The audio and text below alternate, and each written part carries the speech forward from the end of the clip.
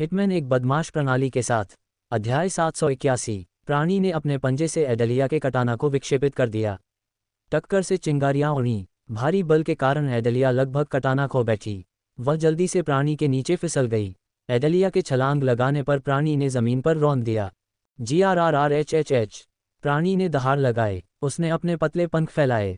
एडेलिया ने प्राणी के अगले हमले का अनुमान लगाया। जैसे ही उसने अपने पंख फड़फड़ाए, एडेलिया ने अपना हाथ ऊपर उठाया, जिससे हवा के झोंके को रोकने के लिए एक जेड शील्ड बन गई। प्राणी एक बार भी पीछे नहीं हटा। इसके बजाय उसने बार बार अपने पंख फड़फड़ाए। कालकोठरी कांपने लगी। छत के टुकड़े टुकड़े होकर गिर पड़े। ओह नहीं, तुम हम दोनों को मार डालोगे, एडेलिया ने हंसते हुए कहा। वह जल्दी से प्राणी पर टूट पड़ी ताकि वह जगह को नष्ट न कर दे। प्राणी ने अपने आगे के पैर घुमाए। एडेलिया उसकी बाहों के नीचे फिसल गई और उसकी जांघ को काट दिया। खून की धार बहने लगी और जीव दर्द से दहाड़ने लगा। जीव लड़खड़ा कर नीचे गिर पड़ा। उसकी तलवार ने उसकी जांघों में कई इंच गहरा घाव कर दिया। जीव ने जमीन पर पैर पटक दिया। एडेलिया ने छलांग लगाने की कोशिश की, लेकिन इससे पहले कि वह बच पाती, शॉक वेव ने उसे पीछे की दीवार पर गिरा दिया। जीव की आंखें क्रोध और दर्द से जल रही थीं। एडेलिया को आश्चर्य हुआ जब जीव ने मुट्ठी भर मिट्टी उठाई और उसे अपने घाव पर रगड़ा।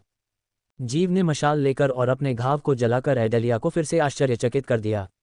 अंत में खून बहना बंद हो गया। एडेलिया को जीव की बुद्धिमत्ता की प्रशंसा करनी पड़ी। इस बार जीव बिजली की गति से एडेलिया पर टूट पड़ा, यहाँ तक कि एडेलिया भी उसके रास्ते से हटने में विफल रही।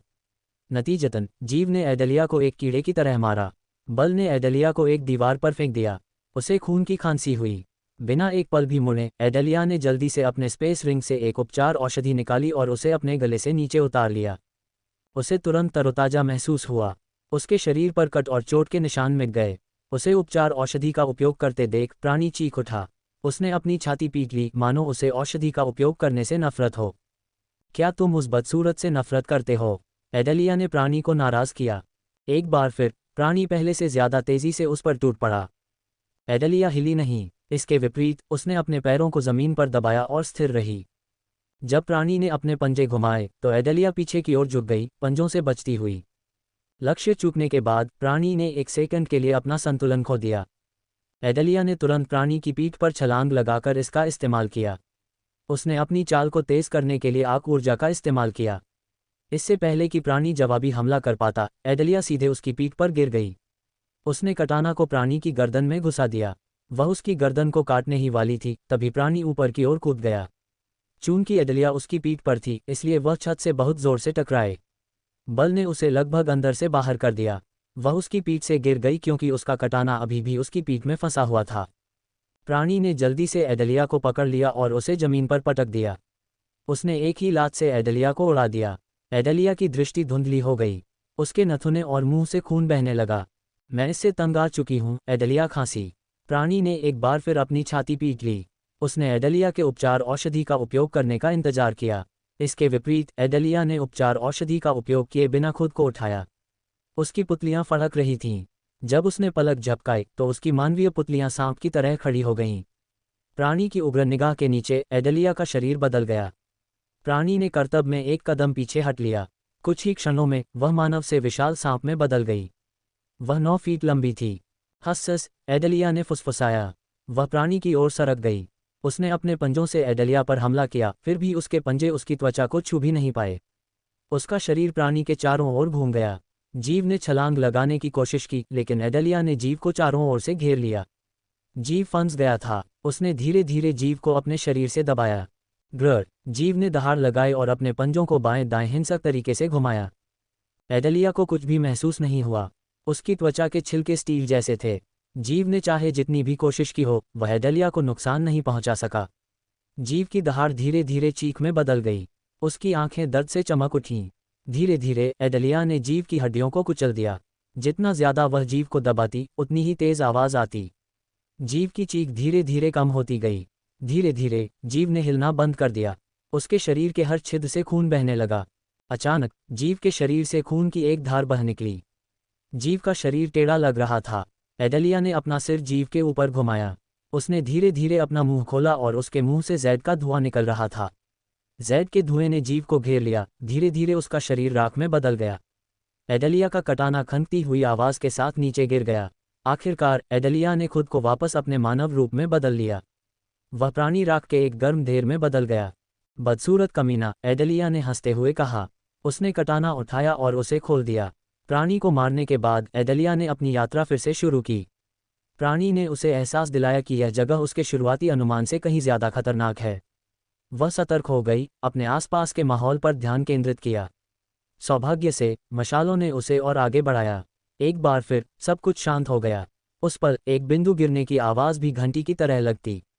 केवल उसकी छाया और सन्नाटा ही उसके साथ आगे बढ़ा। उसे आश्चर्य हुआ कि डार्क लॉर्ड को इस कालकोठरी को बनाने में कितना समय लगा। हालांकि वह एक अर्धअमर थी, लेकिन उसके चारों ओर के रून उसकी साधना को दबा देते थे। अपनी कलाई के चारों ओर डिवाइस के बिना वह प्राणी से बच नहीं सकती थी। अगर कोई और किसी तरह से इस जगह में प्रवेश कर गया होता तो वे अब तक प्राणी का भोजन बन चुके होते। कुछ और मिनटों तक सन्नाटा रहा। फिर उसने एक बार फिर से मरे हुए लोगों की गुर्राहट सुननी शुरू कर दी। प्राणी की तुलना में ये मरे हुए लोग उसके रास्ते में सिर्फ एक झंझट थे। उसने मंत्रों का उपयोग करने के बारे में सोचा, लेकिन दीवारें और छत अस्थिर दिख रही थीं। कवच के टुकड़े पर हाथ रखने से पहले वह कालकोठरी में बाढ़ लाने का जोखिम नहीं उठा सकती थी। मरे हुए लोग अंधेरे से उसकी ओर लड़खड़ाते हुए आए। उसने अपने सामने कम से कम 20 मरे हुए लोगों को गिना। उनकी संख्या के बावजूद एडेलिया ने परेशानी के कोई संकेत नहीं दिखाए। इसके बजाय वह बस मुस्कुराए। एक बार फिर उसने अपना कटाना निकाला। सिर्फ एक झटके में उसने उनके कंधों से 2 सिर काट दिए। पहले जिस प्राणी का उसने सामना किया था उसके विपरीत इन मरे हुए लोगों में कोई बुद्धि नहीं थी। एडेलिया द्वारा 2 को मार दिए जाने के बाद भी अन्य लोग उसके पास ऐसे पहुंचे जैसे कि कुछ हुआ ही न हो। एडेलिया ने बिना रुके लाशों को काटते हुए भी कोई हरकत नहीं की। उसकी तलवारें लाशों से कई गुना तेज थीं। इससे पहले कि वे उसे छू पाते उनके सिर कट गए। काला गू अंधेरी दीवारों और जमीन पर फैल गया। जितना उसे मरे हुए लोगों को मारना पसंद था, काले गू के कारण उसमें सड़े हुए अंडे और मांस की बदबू आ रही थी। सौभाग्य से उसके बगल में कोई नहीं था। मरे हुए लोगों को काटने के बाद उसने दूर से रोशनी की एक किरण देखी। उसने अपने कदम तेज कर दिए। कुछ मिनट बाद संकरी सुरंग एक विशाल हॉल में खुल गई। जैसे ही उसने हॉल में कदम रखा, जगह जगमगा उठी। उसने देखा कि ऊपर नीली लपटों के साथ 2 बड़ी अंगारियां जल रही थीं। लपटों से उत्पन्न चमकदार नीली रोशनी में एडेलिया ने हॉल के चारों ओर कई मूर्तियां देखीं। लेकिन जिस चीज ने उसका ज्यादा ध्यान खींचा वह बीच में काली छाती थी। संदूक एक खंभे के ऊपर रखा हुआ था। जब उसने करीब से देखा तो उसे 5 की होल वाला एक विशाल ताला दिखाई दिया। प्रकाश की किरण छत से झांकी और अंधेरे संदूक को रोशन कर दिया। कवच का टुकड़ा अंदर होना चाहिए, एडेलिया ने बड़बड़ाया, लेकिन एक और कदम आगे नहीं बढ़ाया। उसने हॉल के चारों ओर देखा, 5 मूर्तियों की गिनती की। 5 कुंडी, 5 मूर्तियां। मुझे इस बारे में बुरा लग रहा है, एडेलिया ने कहा। हर मूर्ति अलग दिख रही थी। उनमें से एक उस चमगादड़ प्राणी से मिलती जुलती थी जिससे उसने पहले लड़ाई की थी। बाकी मूर्तियां अजीब और विचित्र दिख रही थीं। एडेलिया ने एक और कदम बढ़ाने से पहले गहरी सांस ली। अंदर ही अंदर उसे उम्मीद थी कि कुछ होगा। जैसा कि उसने उम्मीद की थी, जैसे ही वह आगे बढ़ी, मूर्तियों में से एक कांप उठी। यह मूर्ति एक गारगोयल जैसी दिख रही थी। पत्थर के टुकड़े उसके कद से टूटकर नीचे गिर रहे थे, जिससे उसकी ज़ैद त्वचा दिखाई दे रही थी। प्राणी एक वयस्क शेर के आकार का था। कम से कम गारगोयल पहले वाले चमगादड़ प्राणी जितना बड़ा नहीं था। इस लड़ाई में एडेलिया के लिए यह एक सूक्ष्म लाभ था। गारगोयल जैसा दिखने वाला प्राणी अपने शरीर पर बचे हुए पत्थर के टुकड़ों को हिलाते हुए खुद को हिला रहा था। एडेलिया ने स्पष्ट रूप से उसकी गर्दन पर एक सुनहरी चाबी देखी। अगर उसे अनुमान लगाना होता तो वह कहती कि यह चाबी ताले के छेद में फिट होगी। जैसे ही उसने एक और कदम बढ़ाया, प्राणी ने उसे देख लिया। उसने अपनी लाल लाल आंखें उसके साथ बंद कर लीं। संयोग से प्राणी बिल्कुल उतना ही शक्तिशाली था जैसा कि वह थी। ये शरीर को मजबूत बनाने के चरण में था। उसने अपनी आंतरिक ऊर्जा पर ध्यान केंद्रित करने के लिए एक पल के लिए अपनी आंखें बंद कर लीं। दुर्भाग्य से रून अभी भी उसकी साधना को दबा रहे थे। प्राणी ने उसकी ओर दौड़ने से पहले अपने अगले पैरों से जमीन को खरोंचा। चूंकि वे दोनों एक ही साधना चरण में थे, इसलिए यह मंत्र और ऊर्जा के बजाय रणनीति और तकनीक की लड़ाई थी। जब प्राणी एडेलिया से सिर्फ 1 मीटर की दूरी पर था तो उसने अपने कटाना से उस पर वार किया। चिपक जाओ। कटाना 1 इंच भी अंदर नहीं घुसा। इसके बजाय एडेलिया के हाथ सुन्न हो गए। उसे लगा जैसे उसने एक चट्टान पर वार किया हो। प्राणी ने अपने सिर से एडेलिया पर वार किया और उसे उड़ा दिया। जब वह हवा में थी तो प्राणी ने कटाना को काट लिया। प्राणी ने कटाना को हॉल के दूसरी तरफ थूक दिया। एडेलिया गुर्राए। जैसे ही उसने खुद को संभाला, प्राणी दहाड़ने लगा। उसके आश्चर्य के लिए दहाड़ हंसी की गड़गड़ाहट में बदल गई। एडेलिया दंग रह गई। उसे उम्मीद नहीं थी कि प्राणी उस पर हंसेगा। इसके अलावा यह मजाकिया हंसी थी। इस तरह के प्राणी द्वारा उपहास किए जाने पर वह क्रोध से जल उठी। ये चालू है। एडेलिया ने अपनी उंगलियां चटकाईं। उसकी आंखें क्रोध से चमक उठीं। प्राणी के उस पर हमला करने का इंतजार किए बिना वह उस पर टूट पड़ी। उसने अपने स्पेस रिंग से कोई हथियार नहीं निकाला। इसके बजाय उसने अपने नंगे हाथों से लड़ना चुना। एडेलिया और गोगोरल बीच में भिड़ गए। उनकी टक्कर से चिंगारियां उड़ीं। हथियार का इस्तेमाल करने के बजाय एडेलिया ने अपने नंगे हाथों से लड़ाई की। गोगोरल ने उसे कुचलने के लिए अपने दोनों आगे के पैर उठाए, लेकिन एडेलिया ने उसके पैर पकड़ लिए और गोगोरल को परास्त कर दिया। साधना शक्ति के बिना भी एडेलिया गोगोरल की कच्ची ताकत का मुकाबला करने में सक्षम थी। गोगोरल ने एडेलिया के सिर को काटने की कोशिश की, फिर भी वह उस तक नहीं पहुंच सका। आर्गग। गोगोरल को पीछे धकेलते हुए एडेलिया दहाड़ उठी। एडेलिया के शरीर की हर मांसपेशी उभर गई। उसकी त्वचा पर बैंगनी नसें दिखाई दी क्योंकि उसकी पुतलियां लंबवत रूप से कट गई थीं। आखिरकार उसने गोगोरल को दीवार पर धकेल दिया। जब गोगोरल संघर्ष कर रहा था, एडेलिया ने उसके पैर पर लात मारी। गोगोरल दहाड़ उठा। उसने बार बार उसी जगह पर पैर पर लात मारी जब तक कि उसके पैर में जैद से बनी दरारें दिखाई नहीं देने लगीं। चाहे वह किसी भी चीज़ से बना हो, गोगोरल किसी भी अन्य जानवर की तरह दर्द से दहाड़ रहा था। एडेलिया की ऊंचाई से मेल खाते हुए गोगोरल लड़खड़ाकर नीचे गिर गया। जैसे ही वह एडेलिया की नज़र से मिला, गोगोरल दर्द और क्रोध से पागल हो गया। उसने हिंसक तरीके से अपने बड़े मुंह से उसका सिर चबाने की कोशिश की। एडेलिया ने अपना सिर बाएं और दाएं घुमाया, गोगोरल के मुंह से बस कुछ इंच की दूरी पर बचती हुई। वे कुछ क्षणों के लिए गतिरोध में थे जब तक कि एडेलिया ने गोगोरल को उसके पैर से उठाकर जमीन पर पटक दिया। ये बहुत जल्दी हुआ। उसकी कच्ची ताकत किसी भी सामान्य शारीरिक सुदृढ़ीकरण चरण के साधकों से कहीं ज्यादा थी। गोगोरल को उससे ऐसी ताकत और हरकत की उम्मीद नहीं थी। टक्कर से जमीन फट गई। गोगोरल को जवाबी हमला करने का कोई समय दिए बिना एडेलिया ने उसे एक लात से उड़ा दिया, ठीक वैसे ही जैसे उसने पहले उसे लात मारी थी। उसने उसकी गर्दन तोड़ दी। गोगोरल अपने पैरों पर वापस खड़े होने के लिए संघर्ष कर रहा था। जब वह खड़ा हुआ तो उसके पैर में दरार और चौड़ी हो गई। एडेलिया ने अपनी नज़र उसके गले में बंधी सुनहरी चाबी पर टिका दी। जैसे कि गोगोरल को उसके इरादे का एहसास हो गया हो, उसने एक पल के लिए चाबी को देखा। एडेलिया एक बार फिर गोगोरल पर झपटी जब वह हवा में छलांग लगाने के लिए अपने जेड पंख फड़फड़ा रहा था। हवा में मंडराते हुए गोगोरल ने अपना मुंह खोला। उसके मुंह से कई जेड स्पाइक निकले। एडेलिया स्पाइक्स की बारिश से बचते हुए बाहर निकलने में कामयाब रही।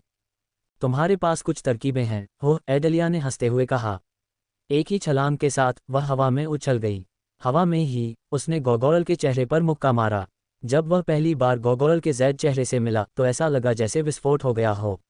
गोगोरल नीचे गिर गया। इससे पहले कि वह अपने पैरों पर वापस खड़ा हो पाता, एडेलिया ने गोगोरल की ओर छलांग लगाई। वह गोगोरल के सिर पर गिर गई। गारगोरल दहाड़ने लगा। हालांकि एडेलिया ने उसके जेड पंखों को पकड़ लिया और उन्हें क्रूर शक्ति से फाड़ दिया। वह गारगोरल के ऊपर बैठ गई, अपने हाथों से उसके सिर को जकड़ लिया। उसने गारगोरल की गर्दन को जितना हो सके उतना दबाया।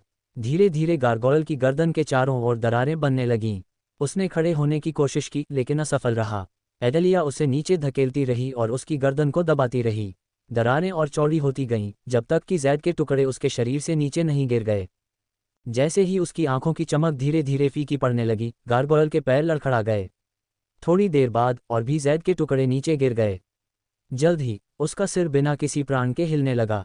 अंत में एडेलिया ने दहाड़ते हुए गारगोरल की गर्दन को उसके कंधे से अलग कर दिया। जैसे ही उसने गारगोरल की गर्दन को नष्ट किया, उसका पूरा शरीर जैद धूल में बदल गया। केवल सुनहरी चाबी बरकरार रही। एडेलिया ने जमीन पर जोर से सांस ली। उसने धीरे से चाबी पकड़ी। एक निकल गया, 4 और बाकी हैं, एडेलिया ने कहा। एडेलिया ने खुद को संभाला। चाबी हाथ में लेकर वह बीच में स्थित संदूक की ओर बढ़ी। जब उसने चाबी को ताले के अंदर डाला तो संदूक थोड़ा कांप उठा। इसके बाद संदूक से काला धुआं निकलकर दूसरी मूर्ति की ओर तैरने लगा। ये 9 फीट का कोबरा था जिसके ऊपर पंख थे। एडेलिया ने जल्दी से एक उपचार औषधि निकाली और उसे अपने गले में उतार लिया। पहले की तरह पत्थर की मूर्ति कांपने लगी क्योंकि पत्थर के टुकड़े टूटकर नीचे गिर रहे थे। जल्द ही मूर्ति से एक बैंगनी रंग का सांप जीवित हो उठा। उसकी पन्ना हरी आंखें हत्या के इरादे से चमक रही थीं। सांप एडेलिया पर हमला करने के बजाय हॉल के चारों ओर रेंगता रहा। अंगीठी से निकलने वाली नीली लपटें सांप के हीरे के तराजू को रोशन कर रही थीं। सांप लगभग एडेलिया के असली रूप से मेल खाता था। उसने एडेलिया पर फुफकार मारी, फिर भी उससे दूरी बनाए रखी। सांप ऐसा लग रहा था जैसे वह एडेलिया का अध्ययन कर रहा हो। चूंकि वह जल्दी में नहीं थी, इसलिए उसने सांप के पहले कदम उठाने का इंतजार किया। इसके अलावा एडेलिया ने सांप के शरीर पर चाबी ढूंढने की कोशिश की। उसे आश्चर्य हुआ जब सांप ने उस पर फुफकारा तो उसने सांप के मुंह के अंदर एक चमक देखी। एडेलिया धीरे धीरे अपने कटाना की ओर बढ़ी। गोगोल की पत्थर जैसी त्वचा के विपरीत सांप की त्वचा नर्म और उसके ब्लेड के लिए कमजोर लग रही थी। सांप ने हिलना बंद कर दिया। इसके बजाय उसने अपना सिर कटाना की ओर घुमाया। सांप ने एडेलिया के इरादे को समझते हुए फुफकार मारी। अंत में वह धीरे धीरे एडेलिया की ओर बढ़ा। जब वह कुछ ही मीटर दूर था तो सांप ने अचानक अपनी पूंछ हिलाई। एडेलिया ने जल्दी से हवा में छलांग लगाई, पूंछ से बचते हुए। वह कटाना की ओर दौड़ी और फिर जमीन पर वापस आ गई। सांप ने एडेलिया पर बैंगनी रंग का गोला थूककर उसे चौंका दिया। उसने अपने शरीर को हवा में एक तरफ हिलाया, बमुश्किल उस गोले से बच पाए। जब वह उसके चेहरे के पास से उड़ गया तो एडेलिया को एक उल्टी करने वाली बदबू महसूस हुई। उसके मन में कोई संदेह नहीं था कि यह गोला जहर था। जमीन तलने की तरह तड़प रही थी। जहर की यह बूंद जमीन को भूनने के लिए काफी शक्तिशाली थी। एडेलिया केवल कल्पना कर सकती थी कि अगर जहरीली बूंद उसकी त्वचा पर गिरती तो क्या होता। जब एडेलिया ने आखिरकार कटाना को पकड़ लिया तो सांप बैंगनी रंग की बूंदें फेंकना जारी रखता था। एक बूंद ठीक उसी जगह पर गिरी जहां कटाना कुछ पल पहले था। उसे यकीन नहीं था कि कटाना जहर से बच सकता है। एक नागा होने के नाते एडेलिया यह अनुमान लगाने में सक्षम थी कि बूंद कितनी जहरीली थी। उसके अनुसार ये बैंगनी बूंद उसकी जहर ग्रंथि में मौजूद जहर से कई गुना ज्यादा शक्तिशाली थी। एडेलिया जहर की बूंद के रास्ते से बाहर निकल गई। कुछ पलों के लिए वह बूंदों से बचते हुए हॉल में इधर उधर घूमती रही। उसने सांप के गोली चलाने के रुकने का इंतजार किया। जब ऐसा हुआ तो एडेलिया सांप पर टूट पड़ी। सांप के विशाल शरीर ने उसकी हरकतें धीमी कर दीं। एडेलिया के मानव रूप ने उसे फुर्तीला और चुस्त बना दिया। नतीजतन उसने सांप को दूर जाने से पहले ही काट दिया। जैसा कि उसने उम्मीद की थी, सांप की त्वचा गार्गोयल की त्वचा जितनी सख्त नहीं थी। उसके कटाना ने सांप को गहराई से काटा। उसके शरीर से बैंगनी रंग का खून बह निकला। उसका खून भी जहरीला था। उसने जल्दी से अपना कटाना घुमाया और ब्लेड से खून खींच लिया। सांप ने फुफकार मारी। उसने हवा में छलांग लगाने के लिए आर्क एनर्जी का इस्तेमाल किया। चूंकि यह एक सांप था, इसलिए एडेलिया ने उसकी आंखों को निशाना बनाया। अगर वह उसे नहीं देख पाता तो वह लाभ में होती। सांप को आश्चर्य हुआ जब एडेलिया ने अपना हाथ उठाया और उसके हाथों से 2 सुनहरी किरणें निकलीं। सांप चौंक गया। उसे उम्मीद नहीं थी कि एडेलिया कोई जादू करेगी।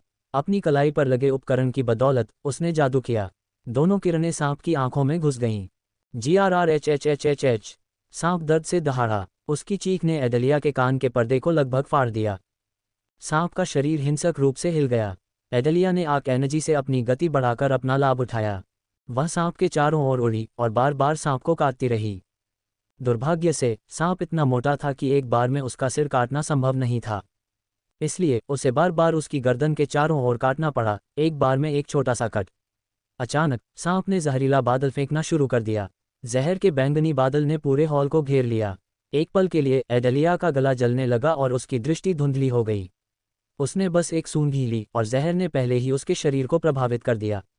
लेकिन डार्क लॉर्ड के मंगेतर की मां होने के नाते कुछ सुविधाएं भी थीं। उनमें से एक जहर के लिए एक विशेष मुखौटा और मारक था। उसने होश खोने से पहले जल्दी से अपने चेहरे पर मुखौटा लगा लिया। फिर उसने तुरंत चांदी की औषधि पी ली। धीरे धीरे उसकी दृष्टि साफ हो गई। बस सुरक्षित रहने के लिए एडेलिया ने एक उपचार औषधि पी ली। वह लगभग गाय द्वारा दी गई बरसकर गोली का उपयोग करने के लिए ललचा गई। लेकिन उसने ऐसा नहीं करने का फैसला किया। सांप मजबूत था, लेकिन इतना मजबूत नहीं कि एडेलिया को सिरदर्द दे सके। अगर वह अपनी साधना का उपयोग कर पाती तो सांप खूनी पेस्ट बन जाता। इसके अलावा एडेलिया गाय की तरह ही युद्ध की दीवानी थी। प्रतिद्वंद्वी जितना मजबूत होता, वह उतना ही उत्साहित महसूस करती। सीधे शब्दों में कहें तो एडेलिया चाहती थी कि लड़ाई लंबी चले। लड़ाई उसके मन और आत्मा को उसके अपने विकृत, अजीब तरीके से शांत करती थी। उसने धैर्यपूर्वक सांप के जहरीले बादल उगलने बंद होने का इंतजार किया। आश्चर्यजनक रूप से इसमें लगभग 5 मिनट लगे। तभी हवा में मौजूद बैंगनी जहर साफ हुआ। सांप की हरकतें धीमी हो गईं। एडेलिया जानती थी कि सांप थक गया है। अपने शरीर में कट और अंधी आंखों के साथ सांप मौत का स्वागत करने के लिए जा रहा था। उसे बस प्रक्रिया को तेज करना था। एक बार फिर एडेलिया सांप पर झपटी। सांप को ये देखते हुए कि वह अंधा हो चुका था, उसे इस बात का बिल्कुल भी अंदाजा नहीं था कि एडेलिया उसकी जान लेने जा रही है। चूंकि वह सांप था, एडेलिया को उस पर थोड़ी दया आई। इसलिए वह हवा में उछली और सांप की आंखों के बीच में छुरा घोंपा। सांप ने अचानक अपनी हरकतें बंद कर दीं। सांप ने कराहते हुए नीचे गिर पड़ा। गोगोल की तरह सांप का शरीर मरने के बाद धूल के ढेर में बदल गया। राख के भीतर सुनहरी चाबी चमक उठी। उसने जमीन से चाबी उठाई। अभी 3 और बचे हैं, एडलिया ने कहा। उसने आकाश को ताले में डालने के लिए गहरी सांस ली, लेकिन ऐसा करने से पहले एडलिया ने एक उपचार औषधि पी ली। कुछ पलों के लिए उसने बस गहरी सांसें लीं, क्योंकि वह जानती थी कि जब वह ताले में चाबी का इस्तेमाल करेगी तो एक और मूर्ति जीवित हो जाएगी। इसलिए वह अपने शरीर को आराम देने के लिए कुछ पल लेना चाहती थी। बची हुई तीनों मूर्तियां डरावनी लग रही थीं। कोई भी चिंतित हो सकता था, लेकिन एडलिया नहीं। वह 3 और जानवरों का सामना करने के लिए उत्साहित दिख रही थी। जब एडलिया पिछले डार्क लॉर्ड द्वारा छोड़े गए कवच के दूसरे टुकड़े को पाने के लिए जानवरों से लड़ रही थी, तब सेबर यासेरियस की ओर बढ़ रहा था। उसका गंतव्य एक्वा पैलेस था।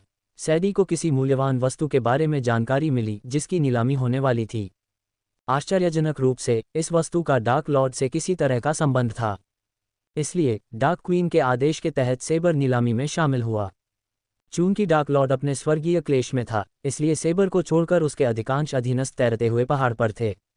नीलामी में खुद भाग लेने के बजाय सेबर को एक दर्शक बनने का आदेश दिया गया था। यदि वस्तु का डार्क लॉर्ड के लिए कोई महत्व था, तो सेबर को खरीदार का पता लगाने और उसे चुराने का आदेश दिया गया था। गया ने नीलामी में लाखों सोने के सिक्के खर्च करने की जहमत नहीं उठाई, खासकर जब वे वित्तीय संकट में थे। जब तक सेबर बाहरी इलाके में पहुंचा, तब तक दुनिया में अंधेरा छा चुका था। हालांकि सेबर को अब दिन के उजाले की चिंता करने की कोई ज़रूरत नहीं थी, फिर भी उसे दिन से ज़्यादा रात पसंद थी। एक गहरी अंधेरी रात में एक्वा पैलेस काफ़ी शांत था। गार्डों के कई समूह द्वीप पर गश्त कर रहे थे और उनमें से प्रत्येक आत्मा शोधन चरण में था। एक्वा पैलेस ने उन्हें कवच पहनाने में कोई कसर नहीं छोड़ी। वे दांतों तक कवच पहने हुए थे और उनके कवच रात में उन पर उत्कीर्ण रूनों के कारण चमकते थे। जैसे ही सेबर द्वीप के पास पहुंचा, उसने द्वीप के चारों ओर चमक की एक किरण देखी। जाहिर है, उन्होंने द्वीप की रक्षा सुनिश्चित करने के लिए नई सरनियां और रून लगाए। आखिरी चीज जो एक्वा पैलेस चाहता था वह डार्क लॉर्ड का हमला था। लेकिन सेबर जानता था कि डार्क लॉर्ड के पास बिना किसी कारण के एक्वा पैलेस पर हमला करने से कहीं अधिक महत्वपूर्ण चिंताएं थीं। जहां तक सेबर का सवाल है, दुनिया डार्क लॉर्ड के बारे में बहुत गलत थी। वह उतना दुष्ट नहीं था जितना कि अभिभावकों ने उसे चित्रित किया था। सेबर ने एक्वा पैलेस में हर जगह से दबी हुई चर्चाएं और आदेश सुने। अधिकांश बातचीत हाल ही में एक्वा पैलेस द्वारा खोदे गए शाही ड्रैगन कंकाल के बारे में थी। न तो सेबर और न ही डार्क लॉर्ड को कंकाल में कोई दिलचस्पी थी। इसलिए सेबर ने इन बातचीत पर कोई ध्यान नहीं दिया, लेकिन उनमें से किसी ने भी उस रहस्यमयी वस्तु के बारे में बात नहीं की जिसे सेबर ढूंढ रहा था। नीलामी सूर्योदय के समय शुरू होनी थी। चूंकि सेबर पहले ही द्वीप पर पहुंच चुका था, इसलिए वह एक पेड़ के नीचे बैठ गया, कुछ शांति और चुप्पी का आनंद ले रहा था। उसने थोड़ी देर की झपकी लेने के लिए अपनी आंखें भी बंद कर लीं। रात जल्दी ही बीत गई। सूरज क्षितिज से अंधेरे आसमान को चीरता हुआ द्वीप पर अपनी सुनहरी किरणों की वर्षा कर रहा था। सेबर की पलकें झपक रही थीं क्योंकि उसने धीरे से अपनी आंखें खोली थीं। एक्वा पैलेस को रिबन और लालटेन से सजाया गया था क्योंकि रईस और आम लोग इमारत में अंदर और बाहर आ रहे थे। वीआईपी एक अलग प्रवेश द्वार का उपयोग करके जगह में प्रवेश करने के लिए दूसरी दिशा में उड़ रहे थे। आज एक्वा पैलेस नीलामी का पहला दिन था। पिछली बार डार्क लॉर्ड ने खुद भाग लेकर नीलामी का सम्मान किया था। इस बार एक्वा पैलेस को उम्मीद थी कि वह नहीं आएगा। अगर वह आता भी तो उसे पकड़ने के लिए उनके पास सुरक्षा तंत्र और व्यवस्थाएं थीं। लोगों की जानकारी के बिना अभिभावक द्वीप पर घूम रहे थे, बस किसी भी स्थिति में। अतीत में नीलामी का समय हमेशा यासेरियस में सबसे व्यस्त दिन होता था। नीलामी देखने और इसमें भाग लेने के लिए महाद्वीप के हर हिस्से से हजारों लोग आते थे। हालांकि आज एक अपवाद था। पिछली बार की तुलना में सेबर ने द्वीप पर कम लोगों को देखा। नीलामी के नियमित रूप से आने के कारण सेबर भीड़ में कमी को समझ सकता था। सूरज धीरे धीरे हवा में ऊपर उठा, जिससे लाल चमक निकल रही थी जिसने धरती को अपनी गर्म रोशनी में नहला दिया। एक्वा पैलेस में अधिक से अधिक लोग इकट्ठा होने लगे। लोगों को बिना भीड़ के प्रवेश द्वार तक चलना बेहद मुश्किल लग रहा था। सेबर इमारत में प्रवेश करने वाले पहले 30 लोगों में से एक था। अंदर जाने के बाद उसने पटाखे और एक गड़गड़ाहट वाली घंटी सुनी। वे नीलामी की शुरुआत का प्रतीक थे। भीड़ हो या न हो, एक्वा पैलेस ने नीलामी सही समय पर शुरू की। किसी भी अन्य संगठन की तरह एक्वा पैलेस ने भी प्रवेश शुल्क बढ़ा दिया। उन्होंने प्रति व्यक्ति 70 सोने के सिक्के लिए, पिछली बार के विपरीत जब उन्होंने 50 सोने के सिक्के लिए थे। हालांकि इस मूल्य वृद्धि ने हमेशा की तरह एक छोटे समूह को नाखुश किया, लेकिन इसने उन्हें भुगतान करने से नहीं रोका। अगर कोई एलोन या ओज़ महाद्वीप में 70 सोने के सिक्के लेता तो कोई भी आम आदमी भाग लेने की हिम्मत नहीं करता। लेकिन यह एलोन या ओज़ नहीं था। अवोर महाद्वीप में एक आम आदमी भी 70 सोने के सिक्के दे सकता था। एक कारण था कि हर कोई अवोर महाद्वीप को सबसे अमीर क्यों कहता था। नीलामी घर के लिए द्वार खुलने के बाद जिन लोगों के पास पहले से ही टिकट थे और जो बहुत लंबे समय से बाहर इंतजार कर रहे थे, वे एक सीधी रेखा में प्रवेश द्वार से प्रवेश करने लगे। सेबर ने अपने चेहरे को एक ग्रे हुड से ढक लिया। वह भीड़ में घुस गया, धीरे धीरे लोगों का पीछा करते हुए नीलामी हॉल में चला गया। जैसे ही वह आंतरिक हॉल में पहुंचा, एक बड़ा भव्य हॉल उसकी आंखों का स्वागत करता था। जहां तक नजर जाती थी वहां तक सीटों की कतारें साफ सुथरी थीं। हॉल के चारों ओर कम से कम 3000 सीटें थीं। नीलामी हॉल में 2 मंजिल जितनी सीटें थीं। हर सीट के किनारे वीआईपी के लिए दर्जनों निजी कमरे बनाए गए थे। हर कमरे को रंगीन शीशे की दीवार से अलग किया गया था। वीआईपी लोग रंगीन शीशे के जरिए बाहर का नज़ारा साफ साफ देख सकते थे, लेकिन बाहर से कोई भी यह नहीं देख सकता था कि अंदर क्या हो रहा है। सभी का ध्यान बीच में बने मंच पर था जहां नीलामी की जाने वाली चीज़ें थीं। बीच में एक साफ सुथरी कतार में कई स्टैंड बने हुए थे। लोगों को अंदर देखने से रोकने के लिए उन सभी को लाल कपड़े से ढक दिया गया था। एक अपेक्षाकृत अलग सीट पाकर सेबर शांति से बैठ गया और नीलामी शुरू होने का इंतजार करने लगा। उसके आसपास के लोग भी धीरे धीरे शांत होने लगे थे। आखिरकार नीलामी घर भर गया। कोई भी खाली सीट नहीं मिल सकी। नीलामी हॉल बदलना एक्वा पैलेस की एक बढ़िया रणनीति थी। अगर वे इस नीलामी को पिछले साल वाले हॉल में आयोजित करते तो कई सीटें खाली होतीं। इससे एक्वा पैलेस की प्रतिष्ठा खराब हो जाती। उन्हें पता था कि पिछली बार की तुलना में इस बार कम भीड़ होगी, इसलिए उन्होंने एक छोटा हॉल चुना। भीड़ में कमी का सबसे बड़ा कारण डार्क लॉर्ड था, लेकिन एक्वा पैलेस ने इसे मानने से इनकार कर दिया। जैसे ही अंतिम सीटें भर गईं और सभी लोग बैठ गए, सेबर ने पटाखों के एक और सेट को फटते हुए सुना। लाल कपड़ा धीरे धीरे उठने लगा और लोग उत्सुकता से स्टैंड को देखने लगे। एक एक करके छिपी हुई वस्तुएं भीड़ के सामने आ गईं। कुछ क्षण बाद एक बुजुर्ग व्यक्ति आसमान से बीच में उतरा। वह नीलामी करता रिकस्टन था, वही व्यक्ति जिसने माइकल के यहाँ रहने के दौरान वस्तुओं की नीलामी की थी। रिकस्टन की आंखें दर्शकों को आकर्षित कर रही थीं जब उसने अपना परिचय देने से पहले अपना गला साफ किया। सम्मानित अतिथियों, मैं आप सभी को हमारे एक्वा पैलेस की वार्षिक नीलामी में भाग लेने के लिए धन्यवाद देता हूँ। मैं रिकस्टन बैश इस वर्ष की नीलामी की मेजबानी करूँगा। मुझे उम्मीद है कि हर कोई अपनी पसंदीदा वस्तु या वस्तुएं खरीदेगा। रिकस्टन ने एक पल के लिए रुककर अपना गला साफ किया और फिर बोलना जारी रखा। हाल की घटनाओं के कारण आप अधिक गार्ड और सुरक्षा व्यवस्था देख सकते हैं। वे लोगों की सुरक्षा के लिए हैं, इसलिए निश्चिंत रहें कि आप निश्चिंत रह सकते हैं। अब बिना किसी देरी के मैं घोषणा करता हूं कि नीलामी आधिकारिक तौर पर शुरू हो गई है। रिकस्टन ने अपने कंधे पर देखा जब एक युवा सुंदर महिला धीरे धीरे उसके पास आए। उसने धीरे से अपना हाथ पहले कांच के डिब्बे में डाला और एक सुनहरी गोली उठाई। उसने अपना हाथ ऊपर उठाया ताकि हर कोई गोली से निकलने वाली ऊर्जा को स्पष्ट रूप से देख सके। सम्मानित अतिथियों, अब हम पहली वस्तु की नीलामी करेंगे। रिकस्टन ने भीड़ की ओर देखने से पहले गोली की ओर देखा। सबसे पहली वस्तु ब्लड लिली की गोली है। इस वस्तु से अपरिचित सम्मानित अतिथियों के लिए दुनिया में केवल 12 गोलियां ही मौजूद हैं। इन्हें महान कीमियागर इंग्रिड स्टेनहम ने गढ़ा था। कई लोग अनजान लग रहे थे। जैसे कि रिकस्टन को भीड़ से इस तरह की प्रतिक्रिया की उम्मीद थी, उन्होंने आगे बताया। इंग्रिड स्टेनहम एक 6 सितारा कीमियागर और गार्जियन गिल्ड की पहली सुप्रीम गार्जियन थी। कीमिया में उसकी महारत अभी भी बेजोड़ है। ये गोलियां उन कुछ उपहारों में से एक थीं जो उसने उच्च क्षेत्रों में चढ़ने से पहले पीछे छोड़ी थीं। जो लोग अनजान लग रहे थे वे रिकसन के समझाने के बाद चौंक गए। यहाँ तक कि एक अनजान आदमी भी सुप्रीम गार्जियन की स्थिति के बारे में जानता था। इसके अलावा रिकस्टन ने कहा कि वह उच्च यथार्थवाद तक चढ़ गई थी। ये लोगों को सदमे में डालने के लिए पर्याप्त था। आदेश के सदस्य के रूप में सेबर इंग्रिड स्टेनहम के बारे में सब कुछ जानता था। उदाहरण के लिए, वह जानता था कि वह मेजरोथ संस्थापकों में से एक थी। रिकसन ने कहा, इस गोली का सेवन करने से आपकी साधना में कोई भी बाधा दूर हो जाएगी। इसके अलावा भविष्य में आपको कोई भी बाधा नहीं होगी। कई रईस अपनी सीटों पर आगे झुक गए। उनकी आंखें चमक उठीं क्योंकि कई लोग दशकों से बाधाओं के कारण एक ही चरण पर अटके हुए थे। ये गोली आखिरकार उन्हें अगले चरण में जाने में सक्षम बना सकती थी। रिकस्टन मुस्कुराया क्योंकि उसे पता था कि रईस गोली के लिए पागल हो जाएंगे। सेबर को आश्चर्य हुआ कि नीलामी इस तरह की अमूल्य गोली से शुरू हुई। ब्लड लिली गोली के लिए शुरुआती बोली 5 मिलियन सोने के सिक्के हैं। हर नई बोली में कम से कम 1 मिलियन और जुड़ जाएगा। आप बोली लगाना शुरू कर सकते हैं।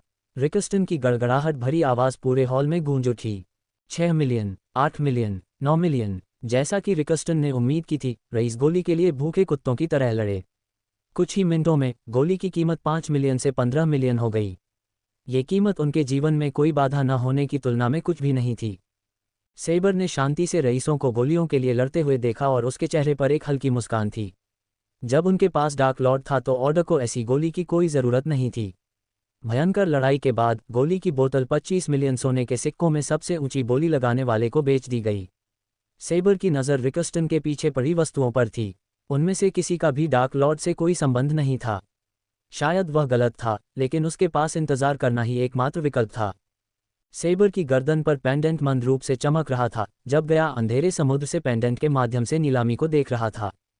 सैडी को इस बारे में सही होना चाहिए। सेबर ने अपने सिर में डार्क क्वीन की आवाज़ सुनी। रिकस्टन ने गोली खाने के बाद कई दिलचस्प वस्तुओं की नीलामी की जो बहुत ज़्यादा कीमत पर बिकीं, लेकिन सेबर को उनमें से किसी में भी कोई दिलचस्पी नहीं थी। ऐसा लग रहा था कि डार्क लॉर्ड से किसी भी चीज़ का कोई संबंध नहीं था। उसे शायद उस वस्तु के बारे में स्पष्ट जानकारी न हो, लेकिन वह मूर्ख भी नहीं था। उसे यह सोचना चाहिए था कि जादू की किताब या रून महारत की किताब का डार्क लॉर्ड के लिए कोई महत्व नहीं है।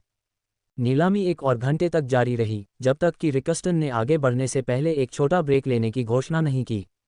कई लोगों को हॉल से बाहर निकलने और वापस आने की भागदौड़ से नफरत थी, इसलिए वे वहीं रुके रहे। लेकिन रईस और वीआईपी कुछ ताज़ी हवा लेने के लिए बाहर चले गए। इस बीच सेबर ने अपने आसपास देखा और उनमें कुछ संरक्षकों को देखा। सेबर को संदेह था कि सोल रिफाइनिंग स्टेज गार्ड और कुछ फ्यूजन स्टेज संरक्षक डार्क लॉर्ड को रोक सकते हैं अगर उसने हमला करने का फैसला किया। सौभाग्य से सेबर ने एलिडर के रून की मदद से अपने कल्टीवेशन स्टेज को छिपा लिया, अन्यथा उसके फ्यूजन स्टेज कल्टीवेशन ने कुछ लोगों को चौंका दिया होता। वीआईपी कमरों में फ्यूजन स्टेज कल्टीवेटर होना एक बात थी, लेकिन आम लोगों के बीच बैठना सामान्य नहीं था। अगर सेबर को देखा होता तो गार्जियन तुरंत सुप्रीम गार्जियन को सचेत कर देते। जल्द ही सेकंड मिनटों में बदल गए और मिनट घंटों में बदल गए। सेबर ने रिकस्टन के लौटने का धैर्यपूर्वक इंतजार किया। उसे उम्मीद थी कि रिकस्टन नीलामी में नई वस्तुएं लाएगा। जैसा कि सेबर ने उम्मीद की थी, रिकस्टन के साथ कई गार्ड स्टेज पर गए। वे लाल कपड़े से ढके हुए आइटम का एक और सेट लेकर आए। एक बार फिर पटाखों की आवाज़ के बाद घंटी बजी। भीड़ ने धीरे धीरे अपना मुंह बंद कर लिया। रिकस्टन ने भीड़ के पूरी तरह से चुप होने का इंतजार किया। थोड़ी देर बाद रिक्सन ने अपना गला साफ किया। आपके धैर्य के लिए धन्यवाद देवियों और सज्जनों। चलिए बिना देरी किए नीलामी का दूसरा भाग शुरू करते हैं, रिकस्टन ने कहा। उसने अपने कंधे पर देखा क्योंकि एक सैनिक ने अपनी कलाई हिलाई। सैनिक की उंगली से एक चमकदार रोशनी निकली। अगले ही पल रिकस्टन के सामने चांदी के कपड़े से ढकी कोई चीज़ दिखाई दी। सेबर थोड़ा आगे झुका। अन्य वस्तुओं के विपरीत यह एक मोटे चांदी के कपड़े से ढकी हुई थी। इसके अलावा आइटम के चारों ओर मौजूद सैनिक थोड़े भ्रमित और घबराए हुए दिख रहे थे। सेबर ने रिकस्टन की आंखों में संदेह और बेचैनी की झलक देखी। सेबर की तरह ही नीलामी हॉल में मौजूद हर किसी की नज़र काले कपड़े से ढकी उस चीज़ पर टिकी थी। सेबर को उस चीज़ से आती हुई हल्की चटकने की आवाज़ सुनाई दी। रिकस्टन ने लोगों को कुछ समय तक अटकलें लगाने दिया। आखिरकार रिकस्टन ने अपना हाथ कपड़े पर रख दिया। जैसे ही मेज़बान ने धीरे धीरे चांदी के कपड़े को ऊपर उठाया, उसके नीचे छिपी वस्तु आखिरकार उत्सुकता से प्रतीक्षा कर रही भीड़ के सामने प्रकट हो गई। कपड़े के नीचे कवच का एक टुकड़ा था, अधिक सटीक रूप से एक भूरे रंग का हाथ का कवच। ये कंधे से कलाई तक किसी के पूरे दाहिने हाथ को ढक सकता था। कवच पुराना लग रहा था। कवच के टुकड़े के चारों ओर छोटे छोटे लाल लाल बिजली के बोल चमक रहे थे। कृपान दंग रह गया। ये कवच का टुकड़ा बिना किसी संदेह के डार्क लॉर्ड का था, क्योंकि उसने पूरे सेट का एक और टुकड़ा देखा था। हालांकि एडेलिया द्वारा डार्क महासागर में लाया गया कवच का टुकड़ा इससे कहीं बेहतर स्थिति में था, लेकिन यह निश्चित रूप से उसी सेट का था। एक पल के लिए कृपान का दिमाग पूरी तरह से खाली हो गया। डार्क लॉर्ड के अनुसार प्रत्येक टुकड़ा पूरी तरह से सुरक्षित था और बाकी दुनिया से छिपा हुआ था। लेकिन एक्वा पैलेस किसी तरह कवच के टुकड़े पर अपना हाथ रखने में कामयाब रहा। कवच ऐसा लग रहा था जैसे इसे दशकों से जमीन में गाड़ा गया हो। कृपान मुश्किल से कवच में उकेरे गए रून और डिज़ाइन देख पा रहा था। आश्चर्यजनक रूप से कवच के टुकड़े से कोई ऊर्जा नहीं निकल रही थी। कवच के चारों ओर लाल बिजली के बोल्ट को छोड़कर ये घिसे पिटे कवच से बेहतर नहीं लग रहा था। लोग एक ही समय में भ्रमित और दिलचस्पी से भरे हुए दिख रहे थे। मैं क्या देख रहा हूँ? क्या ये कवच का टुकड़ा है? सेबर ने गया की चौंकी हुई आवाज़ सुनी। उन्हें ये कैसे मिला? गया दंग रह गया। उसने सेबर की गर्दन पर स्पाइडर के माध्यम से कवच को करीब से देखा। इसके रूप को देखते हुए कवच का टुकड़ा दूसरे के समान दिख रहा था। कंधे की प्लेट पर खोपड़ी की नक्काशी बिल्कुल डार्क लॉर्ड के प्रतीक की तरह दिख रही थी। इसलिए जब तक कि यह डार्क लॉर्ड को एक बार फिर से फंसाने की एक विस्तृत योजना नहीं थी, गया को पता था कि कवच का टुकड़ा असली होना चाहिए। कवच का टुकड़ा सभी की उत्सुक निगाहों के नीचे एक कांच के बक्से में रखा था। कवच को देखते हुए कई लोग आपस में बड़बड़ाने लगे।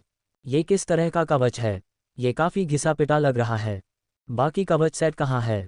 चलो सुनते हैं कि रिकस्टन कवच के टुकड़े के बारे में क्या कहता है। यह मुझे खास लगता है।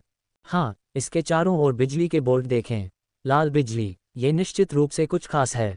अगर मुझे शर्त लगानी पड़े तो मैं 1 मिलियन सोने के सिक्कों से आगे नहीं जाऊंगा। कवच के प्रकट होने के बाद मूल रूप से शांत नीलामी घर में तुरंत हलचल मच गई। सभी की निगाहें कांच के बक्से में कवच पर पड़ीं। गहन चर्चा और विस्मय की आवाज़ें लगातार एक दूसरे पर हावी होती रहीं। उपस्थित लोगों में से कई लोग दर्जनों वर्षों से जीवित थे, फिर भी उन्होंने ऐसा कवच कभी नहीं देखा था। देवियों और सज्जनों, रिकस्टन ने अपने शब्दों से बड़बड़ाहट को शांत किया। कवच के बारे में चर्चा धीरे धीरे कम होते ही उसकी गड़गड़ाहट भरी आवाज़ पूरे हॉल में गूंज उठी। नीलामी में भाग लेने वाले सैकड़ों हजारों लोगों को देखकर रिकस्टन मुस्कुराया और जोर से घोषणा की, हमारे साहसी लोगों की टीम ने हाल ही में 2 फ्यूजन चरण के साधकों के बीच लड़ाई के बाद गिम्बुलम में इस कवच को खोजा है, रिकस्टन ने कहा। हॉल में मौजूद हर कोई इस बड़ी लड़ाई के बारे में जानता था जो कुछ महीने पहले एक बौने राज्य में हुई थी। जाहिर है, एक बौने शाही रक्षक और एक दुष्ट बौने साधक एक दूसरे को मारने के लिए पूरी तरह से तैयार थे। चूंकि बौने आमतौर पर युद्ध के भूखे शैतान होते थे, इसलिए उनकी लड़ाई से कोई भी हैरान नहीं था। हालांकि उनकी लड़ाई ने कई गांवों को बर्बाद कर दिया। जाहिर है, उनकी लड़ाई कवच के टुकड़े की रक्षा के लिए बनाए गए एक तहखाने के ऊपर हुई थी। समय और युद्ध के प्रभावों के कारण कवच का टुकड़ा साहसी लोगों द्वारा खोदकर निकाला गया। लड़ाई 1 हफ्ते तक चली जब तक कि दुष्ट बौना गिम्बुला से भागने में कामयाब नहीं हो गया। नूह ने लड़ाई को रोकने की कोशिश की, लेकिन बौनों ने गार्जियन गिल्ड को कोई सम्मान नहीं दिया। उन्होंने बौनों की सेना को युद्ध रोकने के लिए भेजने के महारानी के अनुरोध को भी अस्वीकार कर दिया, इससे पहले कि और बौने बेघर हो जाएं या मर जाएं। अगर माइकल को पता होता कि उनकी लड़ाई उसके कवच के टुकड़े को उजागर कर देगी, तो वह 2 बौनों को मार देता और खुद ही कवच वापस ले लेता। हमारे विद्वानों के अनुसार इस कवच के टुकड़े को एक अज्ञात अयस्क का उपयोग करके बनाया गया था जो या तो विलुप्त हो गया था या उच्च लोकों से इस दुनिया में आया था। लोग सदमे में थे। रिकस्टन के शब्दों ने कवच के टुकड़े में उनकी रुचि जगा दी। एक अनुभवी नीलामीकर्ता के रूप में रिकस्टन को पता था कि किसी वस्तु का मूल्य सिर्फ शब्दों से कैसे बढ़ाया जाए। इस कवच के टुकड़े पर कई रून उकेरे गए हैं जो हमें लगता है कि अन्य कवच के टुकड़ों की ओर ले जा सकते हैं। अपने पूर्ण रूप में हमारे विद्वानों का मानना है कि यह कवच एक अर्धअमर के हमले का सामना कर सकता है। रिकस्टन ने एक पल के लिए विराम लिया। हालांकि हम इसकी अनुशंसा नहीं करते हैं, लेकिन इस अजीब अयस्क से एक अजेय हथियार बनाने के लिए कवच को पिघलाया जा सकता है।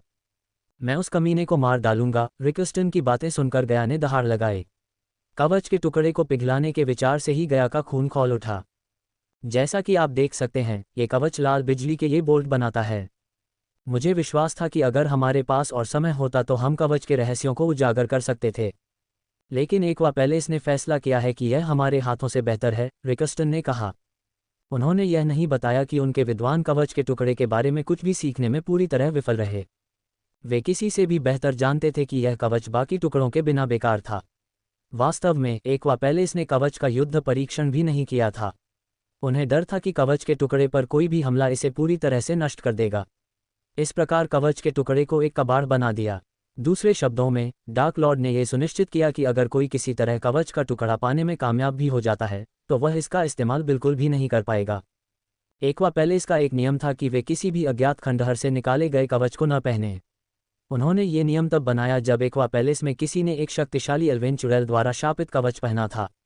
उस समय एक बार पैलेस लगभग विलुप्त हो गया था। तब से उनके पास एक सख्त नियम था कि वे अपने लिए अज्ञात कुछ भी न पहने या इस्तेमाल न करें। इस नियम ने उन्हें एक बार फिर से बचा लिया क्योंकि डार्क लॉर्ड के कवच के टुकड़े पर घातक रून उकेरे गए थे।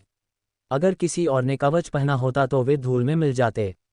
कवच का टुकड़ा पुराना और घिसा हुआ लग सकता है, लेकिन यह अभी भी लोगों को मारने में सक्षम था। जो कोई भी कवच के लिए बोली जीतता है, उसे एक्वा पैलेस के 5 स्टार रनमास्टर और लोहार के साथ 1 घंटा मिलेगा। आप इस कवच के बारे में सबसे अच्छे लोगों से अधिक जान सकते हैं, रिकस्टन ने कहा। कवच को देखकर कुछ वीआईपी वास्तव में उत्साहित हो गए। वे संग्रहकर्ता थे जिन्होंने इस कवच जैसी प्राचीन वस्तुओं में निवेश किया था। बेवकूफ़ों ने ये भी नहीं सोचा कि कवच डार्क लॉर्ड का हो सकता है, गया ने हंसते हुए कहा।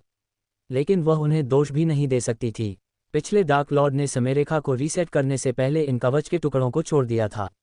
किसी को भी, यहाँ तक कि माइकल को भी नहीं पता था कि पिछले डार्क लॉर्ड अपने समय से कितने समय तक जीवित रहे।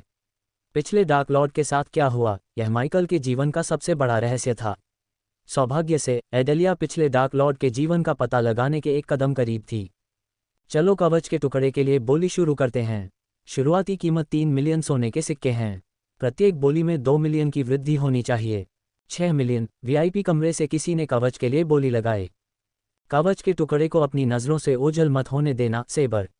जब वह जागेगा तो मैं उसे यह भेंट करना चाहता हूँ, इसलिए मुझे निराश मत करना, गया ने कठोर स्वर में कहा। तुम नहीं करोगे, सेबर ने कहा। 8 मिलियन। 10 मिलियन। वीआईपी और रईसों ने बोली बढ़ाना जारी रखा। रिकस्टन उनकी बोलियों से वास्तव में आश्चर्यचकित था, लेकिन वह नहीं जानता था कि बोली लगाने वालों में से एक गोंडोलिन का युद्ध देवता था। उस समय एक युद्ध देवता और एक पिशाच दोनों ही कवच पर अपना हाथ पाने की उम्मीद कर रहे थे। केवल समय ही बता सकता था कि उनमें से कौन विजयी होगा। जब सेबर तीसरे कवच के टुकड़े का पीछा कर रहा था, तब एडेलिया कालकोठरी के अंदर भारी सांस ले रही थी। उसने 4 जानवरों को हराया था और आखिरी जानवर से लड़ रही थी। पिछले 4 जानवरों से अलग, आखिरी जानवर कोई आम जानवर नहीं था। ये सिर्फ एक बहुत बड़ा गू का गोला था जो सभी शारीरिक और जादुई हमलों से प्रतिरक्षित था। वह 5 घंटे से अच्छे के लाल गू से लड़ रही थी। वह थक चुकी थी। चाहे वह गू को कितनी भी जोर से मारे, वह उसे बिल्कुल भी चोट नहीं पहुंचा सकती थी। उसके पास न तो कोई अंक था और न ही कोई चेहरा, इसलिए उसके लिए यह बताना मुश्किल था कि जानवर क्या सोच रहा था या क्या करने वाला था। अजीब बात यह है कि गू ने एडेलिया पर हमला नहीं किया, लेकिन उसे छाती तक पहुंचने से रोक दिया। इसके अलावा उसने उसके शरीर पर कोई चाबी नहीं देखी। उसे बुरा लग रहा था कि चाबी गू के अंदर हो सकती है, लेकिन वह उस सिद्धांत का परीक्षण नहीं करना चाहती थी। क्यों? क्योंकि अच्छे के गू से बहुत बदबू आ रही थी। उसने अपने जीवन में कभी भी इतनी बदबूदार और उल्टी करने वाली गंध नहीं ली थी। वह गंध की तुलना करने के लिए कुछ भी नहीं ढूंढ पा रही थी। गंध से लड़ने के लिए उसे अपने चेहरे पर एक मुखौटा पहनना पड़ा। फिर भी गंध मुखौटे में घुसने में कामयाब रही। तुम क्या बकवास कर रहे हो? एडेलिया ने गुर्राहट के साथ कहा। उसने अपना हाथ उठाया और उसके हाथों से आग की एक धारा निकली। उसने पहले भी बूंद को जलाने की कोशिश की थी, लेकिन वह असफल रही। लेकिन उसे उम्मीद थी कि इस बार कुछ अलग होगा। इसके विपरीत लाल लपटें बूंद को छूकर निकल गईं, जिससे उसे कोई नुकसान नहीं हुआ। एडेलिया इस हद तक नाराज थी कि उसने अपना कटाना उठाकर बूंद पर हमला किया। वह बूंद को अनगिनत टुकड़ों में काटना चाहती थी। बूंद तेजी से छाती के सामने चली गई, अपने शरीर से उसे ढकते हुए। ये वास्तव में आश्चर्यजनक था कि ढाल की रक्षा के लिए बूंद कितनी तेजी से चली। उसने सोचा कि अगर वह बैकअप लेकर आई होती तो क्या होता। ये सोचते हुए उसे लगभग पछतावा हुआ कि वह सेबर या उसके आदमियों को अपने साथ क्यों नहीं लाए। उसने गुस्से में बूंद को काट दिया। ऐसा लगा जैसे उसने मोम की मूर्ति को काट दिया हो। उसके शरीर में लगा घाव पलक झपकते ही बंद हो गया। एडेलिया ने अपना हाथ ऊपर उठाते हुए दहाड़ लगाए। पलक झपकते ही ब्लॉब के ऊपर एक चक्र दिखाई दिया। घूमते हुए चक्र से ज़ैद स्पाइक्स निकले। स्पाइक्स ब्लॉब के शरीर में घुस गए। हालांकि स्पाइक्स ने ब्लॉब को मुश्किल से ही नुकसान पहुंचाया। इसने अपने चिपचिपे शरीर से इन स्पाइक्स को अवशोषित कर लिया। उसने खुद को अपने असली रूप में बदलने और ब्लॉब पर हमला करने की भी कोशिश की, फिर भी सब कुछ पूरी तरह से विफल हो गया। ये ब्लॉब हर चीज़ से प्रतिरक्षित था। चलो रास्ते से हटो बदसूरत, एडेलिया ने ब्लॉब से दूर छलांग लगाते हुए कहा। ब्लॉब ने उसकी बात का जवाब नहीं दिया। उसके मुंह से एक भी आवाज़ नहीं निकली। चूंकि ब्लॉब ने अभी तक उस पर हमला नहीं किया था, इसलिए वह बस बैठ गई और जोर से सांस लेने लगी। ब्लॉब उस पर हमला करने के बजाय छाती के सामने स्थिर रहा। ऐसा लग रहा था कि उसका हमला करने का कोई इरादा नहीं था, न ही उसके पास कोई आक्रामक क्षमता थी। इस ब्लॉब को छाती की रक्षा करने और प्रतिद्वंद्वी को मौत के घाट उतारने के लिए बनाया गया था। ये ब्लॉब डुलर की रचनाओं में से एक था जब वह पिछले डार्क लॉर्ड के अधीन काम करता था। वर्तमान समयरेखा में डुलर को इस ब्लॉब को बनाने में अभी भी कई साल लगे थे। एक तरह से एडेलिया वाकई भाग्यशाली थी कि उसे अतीत की रचनाओं का सामना करना पड़ा। एडेलिया को गया या डार्क लॉर्ड से संपर्क करने का प्रलोभन तभी मिला जब उसने स्वर्गीय संकट को जन्म नहीं दिया था। एडेलिया को पक्का पता था कि वह पलक झपकते ही इस चीज़ को नष्ट कर सकता है। दुर्भाग्य से वह यहाँ नहीं था, जिससे इस कष्टप्रद ब्लॉब से निपटना उसकी समस्या बन गई। उसने इसे ऊपर से नीचे तक देखा। कई सालों में पहली बार एडेलिया के पास अपने सामने राक्षसी को हराने की कोई रणनीति नहीं थी। उन पर सन्नाटा छा गया। कुछ पलों के लिए एडलिया गहरी सांस लेते हुए जमीन पर लेटी रही। ब्लॉब छाती से 1 इंच भी दूर नहीं हुआ। अचानक एडलिया के दिमाग में एक पागल विचार आया। ये बेहतर काम करना चाहिए। एडलिया ने खुद को संभाला। उसने अपना कटाना म्यान में डाला और अपनी गर्दन को तोड़ दिया। अंत में एडलिया एक बार फिर ब्लॉब पर टूट पड़ी। ब्लॉब की ओर जाते हुए उसने अपना हाथ उठाया क्योंकि उसके हाथ से ऊर्जा की एक धारा निकली। ऊर्जा की किरण सीधे ब्लॉब से होकर गुजरी। नतीजतन इसके केंद्र में एक छेद बन गया। एडलिया ने तुरंत अपनी गति बढ़ा दी। पकड़ बंद होने से पहले एडलिया ने बूंद में छलांग लगा दी। पहली बार बूंद ने गुर्राहट की आवाज़ निकाली। एडलिया के अंदर छेद बंद हो गया। बूंद का आकार बढ़ता गया क्योंकि वह तेजी से हॉल में इधर उधर घूम रही थी। जल्द ही बूंद के अंदर एक चमकदार रोशनी उभरी। कमरे का तापमान धीरे धीरे इस हद तक बढ़ गया कि बूंद पिघलने लगी। एडलिया ने अंदर से बूंद को भून दिया। वह लुढ़क गई और हवा में उछल गई, खुद को बचाने की कोशिश कर रही थी। हालांकि कुछ भी उसके पक्ष में काम नहीं आया। बूंद धीरे धीरे पिघलकर लाल रंग की हो गई। इसने एक पोखर बनाया जो जमीन पर खून जैसा था। बूंद के चारों ओर की हवा में सड़ांध भरी बदबू आ रही थी। यह इतनी बदबूदार थी कि कोई दम घुटने से मर सकता था। सौभाग्य से एडलिया बूंद के अंदर थी। बूंद से आने वाली गुर्राहट की आवाज़ धीरे धीरे तेज होती गई। आखिरकार बूंद के टुकड़े टुकड़े हो गए। एडलिया धड़ाम से जमीन पर गिर गई। वह सिर से लेकर पैर तक पूरी तरह लाल रंग के गू से ढकी हुई थी। उसके हाथों में एक सुनहरी चाबी चमक रही थी। चाबी ने उसके चेहरे पर मुस्कान ला दी। 5वीं और आखिरी चाबी हाथ में होने के कारण वह ये देखने के एक कदम और करीब पहुंच गई कि संदूक के अंदर क्या है। वह अपने पैरों पर खड़ी हुई और संदूक की ओर चल पड़ी। बिना समय गंवाए उसने चाबी को छेद में डाल दिया। जैसे ही उसने चाबी डाली उसे क्लिक करने की आवाज़ सुनाई दी। संदूक से धीरे धीरे एक काला धुआं उठ रहा था। संदूक धीरे धीरे खुल रहा था जिसमें कवच का एक पुराना टुकड़ा दिखाई दे रहा था, ठीक वैसे ही जैसे डार्क लॉर्ड ने कहा था। वह मुस्कुराने और राहत की सांस लेने से खुद को रोक नहीं पाए। आखिरकार उसने संदूक से कवच उठाया, लेकिन उसे आश्चर्य हुआ, कहीं से बिजली का एक बोल्ट उसके ऊपर गिरा। वह संदूक से उड़ गई। उसे यह समझने में 1 सेकंड लगा कि अभी क्या हुआ था। वह नीचे गिरने से पहले दीवार से टकराए। उसे अपने सीने में तेज दर्द महसूस हुआ। सौभाग्य से बिजली का बोल्ट उसके अंदर नहीं घुसा। जब उसने दांत पीसते हुए संदूक की ओर देखा तो उसने देखा कि संदूक से एक भूतिया आकृति निकल रही है। धीरे धीरे आकृति ने डार्क लॉर्ड का रूप ले लिया। डार्क लॉर्ड एडलिया ने डार्क लॉर्ड को सम्मान देने के लिए तुरंत घुटने टेक दिए। उसके चारों ओर की आभा ने एडलिया को भयभीत कर दिया। उसकी आंखों में खुशी की चमक थी। उसने शांति से एडलिया को देखा। अचानक उसकी आंखों से एक काली किरण निकली। काली किरणें एडलिया पर गिरीं। इस संदूक को अपने डार्क लॉर्ड के पास ले आओ, डार्क लॉर्ड ने एक शक्तिशाली आवाज़ में कहा। उसकी आवाज़ सुनकर एडलिया कांप उठी, लेकिन वह अपना सिर हिलाने में कामयाब रही। हाँ डार्क लॉर्ड, एडलिया ने कहा। एडलिया ने डार्क लॉर्ड को देखने के लिए अपना सिर उठाया। वह उसे देखकर मुस्कुराया, लेकिन उसने उसकी आंखों में दर्द और उदासी की झलक देखी। वह डार्क लॉर्ड से सवाल करना चाहती थी, लेकिन डार्क लॉर्ड की भूतिया आकृति उसके सामने फीकी पड़ गई। उसके पास उससे कुछ भी कहने का समय नहीं था। उसके गायब होने के बाद एडलिया केवल संदूक ले सकती थी। उसने संदूक तक पहुंचकर उसे उठा लिया। इस बार कुछ भी नहीं हुआ सिवाय इसके कि उसे अपने सौम्य के आसपास की जगह विकृत महसूस हुई। सूर्य या सिरियस में क्षितिज पर था, जहां चमकता हुआ सागर नारंगी आकाश से मिला था। इसकी किरणें एक मां की खुली बाहों की तरह सभी दिशाओं में फैल गईं। लौ की अंतिम चमक से फैले लाल और नारंगी रंग ने द्वीप के चारों ओर समुद्र की सतह पर एक सीढ़ी बनाई। जैसे जैसे समय बीतता गया सूरज की गर्म किरणें ठंडी होती गईं। आखिरकार किरणें अस्तित्वहीन हो गईं, जिससे गहरे नीले आकाश में सितारों को झांकने का रास्ता मिल गया। एक्वा नीलामी तब समाप्त हुई जब अंधकार ने राज्य को पूरी तरह से जीत लिया। लोग चींटियों की तरह एक साफ सुथरी लाइन में एक्वा पैलेस से बाहर निकले। द्वीप लोगों से भरा हुआ था क्योंकि कई लोग द्वीप छोड़ने के लिए आकाश में चढ़ गए थे। वीआईपी सबसे पहले जाने वाले थे। उन वीआईपी में से एक के पास डार्क लॉर्ड का कवच था। सेबर ने तब तक इंतजार किया जब तक कि समूह बादलों में गायब नहीं हो गया और फिर उनके पीछे चला गया। सेबर ने समूह से अपनी दूरी बनाए रखी। वे कोई आम साधक नहीं थे। इसके बजाय कवच का टुकड़ा खरीदने वाला व्यक्ति गोंडोलिन के युद्ध देवताओं में से एक था। उन पर हमला करना महारानी के खिलाफ युद्ध छेड़ने के बराबर था। डार्क लॉर्ड ने खुद कहा कि महारानी ही एकमात्र ऐसी हो सकती है जो उसका सामना कर सकती है और अगर वे लड़ें तो बच सकती है। युद्ध देवता ने अपनी पार्टी का नेतृत्व आगे से किया। वह फ्यूजन स्टेज पर था जबकि उसके साथ आए लोग सोल रिफाइनिंग स्टेज पर थे। वे उसके रक्षक नहीं थे बल्कि उसके अधीनस्थ थे। सेबर एक्वा पैलेस के हवाई क्षेत्र में नजर न आने के लिए बहुत सावधान था। सेबर ने उस समय हमला करने की योजना बनाई जब समूह द्वीप छोड़कर घने जंगल के ऊपर आकाश में प्रवेश करेगा। हर युद्ध देवता में बहुत गर्व और अहंकार था जिसका इस्तेमाल उनके खिलाफ किया जा सकता था।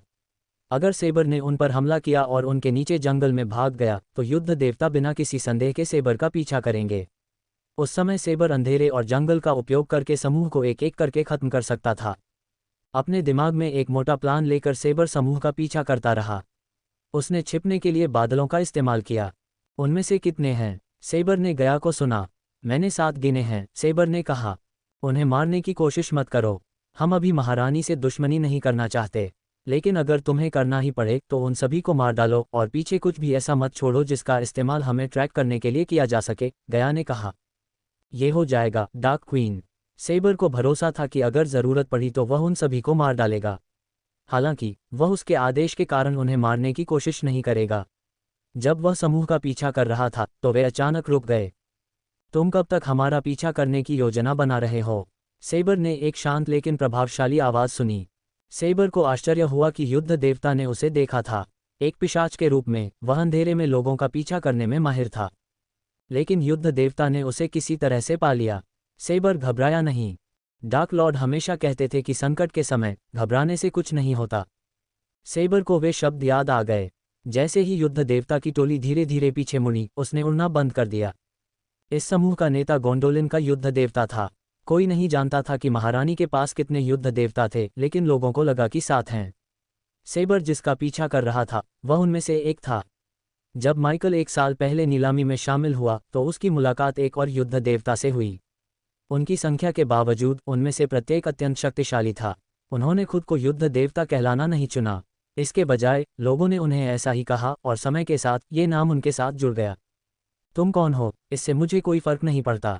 चले जाओ और तुम जीवित रह सकते हो, युद्ध देवता ने कहा।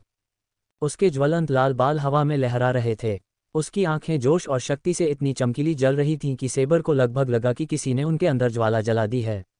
हालांकि उसने कम रईसों की तरह साधारण दिखने वाले वस्त्र पहने थे। कोई उम्मीद कर सकता है कि युद्ध देवता कोई फैंसी कवच पहने होंगे और अपने साथ कोई शक्तिशाली हथियार लेकर चलेंगे। इसके विपरीत इस युद्ध देवता के चारों ओर सादगी का माहौल था। कृपाण ने किसी कारण से उनके नुकीले कानों को हिलते हुए देखा। युद्ध देवता के विपरीत अन्य कल्पित बौने क्रोध से जल रहे थे। वे अपने दांत पीस रहे थे क्योंकि वे उनका पीछा करने के लिए कृपाण पर हमला करने के कगार पर थे। कल्पित बौने को ये पसंद नहीं था कि उनका पीछा किया जाए, खासकर किसी इंसान द्वारा। हालांकि युद्ध देवता ने कृपाण को जाने का विकल्प दिया। ऐसा नहीं है कि युद्ध देवता को दयालु के रूप में परिभाषित किया जा सकता है, लेकिन उसे लगा कि शरीर को मजबूत करने वाले साधक पर हमला करना उसके लिए नीचता है। केवल अगर कृपाण अपना असली साधना स्तर और रूप दिखाते तो वे उस पर हमला करने से पहले 2 बार नहीं सोचते। युद्ध देवता की चेतावनी सुनकर कृपाण शांत रहा। जिस जंगल पर उसने हमला करने की योजना बनाई थी वह उनसे सिर्फ 1 मील दूर था। एक बार जब वह जंगल में प्रवेश कर जाता तो वह एक एक करके कल्पित बौनों को मार सकता था। ये देखते हुए कि डार्क क्वीन ने उसे उन्हें मारने के बजाय उन्हें बेहोश करने का आदेश दिया था, सेबर को थोड़ी रणनीति बनानी पड़ी। उन्हें मारना आसान था, शायद युद्ध देवता को छोड़कर, लेकिन अन्य कल्पित बौने सेबर के सामने कोई मौका नहीं पा सकते थे। डार्क लॉर्ड के पोषण ने न केवल पिशाच की सूर्य के प्रकाश के प्रति कमजोरी को दूर किया, बल्कि उनकी क्षमताओं जैसे कि गति और उनके हमलों की शक्ति को भी बढ़ाया। विशेष रूप से वह पोषण जो उसने और एडेलिया ने लिया था वह बाकी की तुलना में कई गुना अधिक शक्तिशाली था। सेबर के युद्ध के अनुभव और बढ़ी हुई क्षमताओं के साथ वह युद्ध देवता के फ्यूजन चरण स्तर 9 की खेती से मेल खा सकता था। लेकिन पहले सेबर को जंगल में जाने की जरूरत थी। मैं ऐसा करूंगा अगर तुम अपनी स्पेस रिंग्स सौंप दोगे। ये डकैती है मेरे दोस्तों। युद्ध देवता खुश दिखे, जबकि दूसरे कल्पित बौने थोड़े भ्रमित दिखे। उन्हें लगा कि कृपाण पागल है। ऐसा सोचना कल्पित बौनों का गलत नहीं था। जो कोई भी गोंडोलिन कल्पित बौनों को लूटने की हिम्मत करता था वह पागल ही था। भले ही यह समूह युद्ध देवता का न हो और युद्ध देवता की जगह कोई आम आदमी हो, महारानी का क्रोध वैसा ही होगा। गोंडोलियन को लूटने की कोशिश करना एक अपराध था जिसकी सजा गोंडोलिन में लंबी और दर्दनाक मौत थी। कृपाण ये जानता था, फिर भी उसे इसकी परवाह नहीं थी। डार्क क्वीन ने उसे महारानी से कहीं ज्यादा डरा दिया। वास्तव में डार्क क्वीन ने सेना में लगभग सभी को डार्क लॉर्ड से ज्यादा डरा दिया। कभी कभी अगर उसके अधीनस्थों में से कोई कुछ गड़बड़ कर देता तो वह समझ जाता और दया करता। अगर मामला डार्क क्वीन द्वारा संभाला जाता तो दया खिड़की से बाहर चली जाती। 7 महीने पहले सेबर ने देखा कि डार्क क्वीन ने किसी व्यक्ति को इसलिए मौत के घाट उतार दिया क्योंकि उसने प्रसिद्धि के लिए सार्वजनिक रूप से ऑर्डर के बारे में बोलने की हिम्मत की थी। उसने किसी को भी उसके टुकड़े दफनाने की अनुमति नहीं दी। कौवों को उसकी हड्डियों से मांस साफ करने में 1 सप्ताह लग गया। क्रूरता के उस प्रदर्शन के बाद किसी ने भी ऑर्डर के बारे में फिर कभी बोलने की हिम्मत नहीं की। उसे संदेह था कि महारानी लोगों को डराने में डार्क क्वीन के करीब कभी भी हो सकती हैं। सेबर को नहीं पता था कि वह कितना गलत था। महारानी का एक अंधेरा पक्ष था जिसे किसी ने कभी नहीं देखा था या जिसके बारे में कहानियां बताने के लिए जीवित नहीं था। युद्ध के देवता को मारना इस अंधेरे पक्ष को देखने का एक अच्छा तरीका होगा। सौभाग्य से सेबर का इरादा उन्हें मारने का नहीं था, कम से कम वह ऐसा न करने की कोशिश करेगा। आप अपने साधना स्तर के साथ उस उपलब्धि को कैसे पूरा करने की योजना बना रहे हैं? युद्ध के देवता ने पूछा। अगर माइकल यहाँ होता तो वह मोटे ब्रिटिश उच्चारण को पहचान लेता और इससे आश्चर्यचकित हो जाता। वास्तव में गोंडोलिन के सभी कल्पित बौने एक ऐसे उच्चारण में बात करते थे जो ब्रिटिश उच्चारण जैसा था। शायद अच्छे से पूछो, सेबर ने हंसते हुए कहा। चलो उसे मार देते हैं। हाँ, हम इस नेवले पर समय क्यों बर्बाद कर रहे हैं? मानवीय कूड़ा। एल्व्स ने अपनी आवाज़ें ऊंची करनी शुरू कर दीं। वे नेलनाथिर के एल्व्स जितने नस्लवादी नहीं हो सकते, लेकिन फिर भी वे इतने नस्लवादी थे कि सेबर को उनकी आंखों में देखने के लिए जिंदा ही मार डाला। लगभग सभी एल्व्स में श्रेष्ठता की भावना थी। वे हर दूसरी जाति के साथ घृणा और दूरी से पेश आते थे, यहाँ तक कि अपने नस्लीय चचेरे भाई डार्क एल्व्स के साथ भी। उन्हें पता नहीं था कि सेबर को न तो परवाह थी और न ही यह कि वह एक इंसान था। किसी की शक्ति को मापने का एकमात्र तरीका साधना नहीं है, सेबर ने कहा। ये शब्द उसके नहीं बल्कि डार्क लॉर्ड के थे। तो तुम पीछे नहीं हटोगे? युद्ध देवता ने अपना सिर थोड़ा झुकाया। युद्ध देवता के चारों ओर एक सुनहरी चमक दिखाई दी। उसकी आंखें हत्या के इरादे से चमक उठीं। सिर्फ यह आभा एक सामान्य शारीरिक सुदृढ़ीकरण चरण के साधक को मारने के लिए पर्याप्त थी। युद्ध देवता ये जानते थे, इसलिए उन्हें थोड़ा आश्चर्य हुआ कि सेबर खून उगलने और नीचे गिरने के बजाय जिंदा रहा। शेर शांति से अपनी उड़ती हुई तलवार के ऊपर खड़ा था और कल्पित बौनों को घूर रहा था। क्या मुझे डरना चाहिए? अब तुम्हें पता चल गया है कि मैं कोई आम चोर नहीं हूं, सेबर ने शांति से कहा। उसकी आवाज़ में अहंकार और डार्क लॉर्ड के अधीनस्थ होने का गर्व झलक रहा था। पहले तो सेबर को खुद के अलावा किसी और की सेवा करने में शर्मिंदगी और मजबूरी महसूस हुई, लेकिन 1 साल बाद उसे गर्व के अलावा कुछ भी महसूस नहीं हुआ। डार्क लॉर्ड दुनिया का सबसे ज्यादा डराने वाला और शक्तिशाली व्यक्ति था। वह भाग्यशाली था कि उसे उसकी सेवा करने और ग्रेट 8 कुलों के साथ साथ स्काई हॉल को मिटाने के उसके रास्ते में डार्क लॉर्ड का साथ देने का मौका मिला। तुम सिर्फ बेवकूफ हो जिसके पास कोई ना कोई चाल है, युद्ध देवता ने कहा।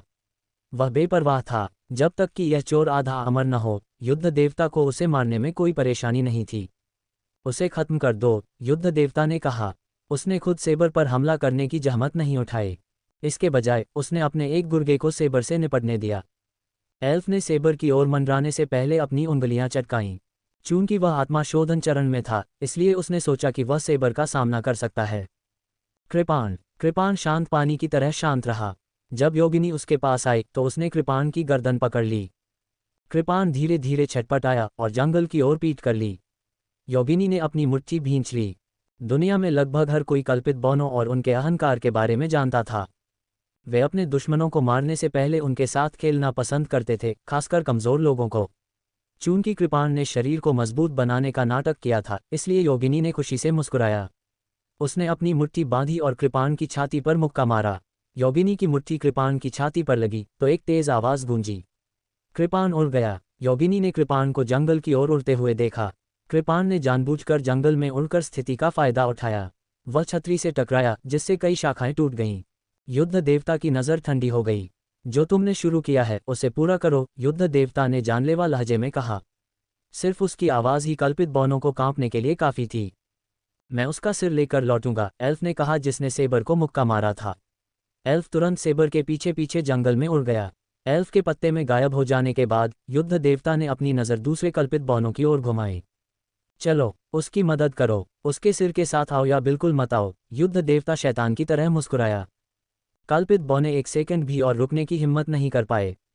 अन्य युद्ध देवताओं की तुलना में बेलानोर सबसे दयालु था। अन्यथा वह चोर को भागने का विकल्प नहीं देता।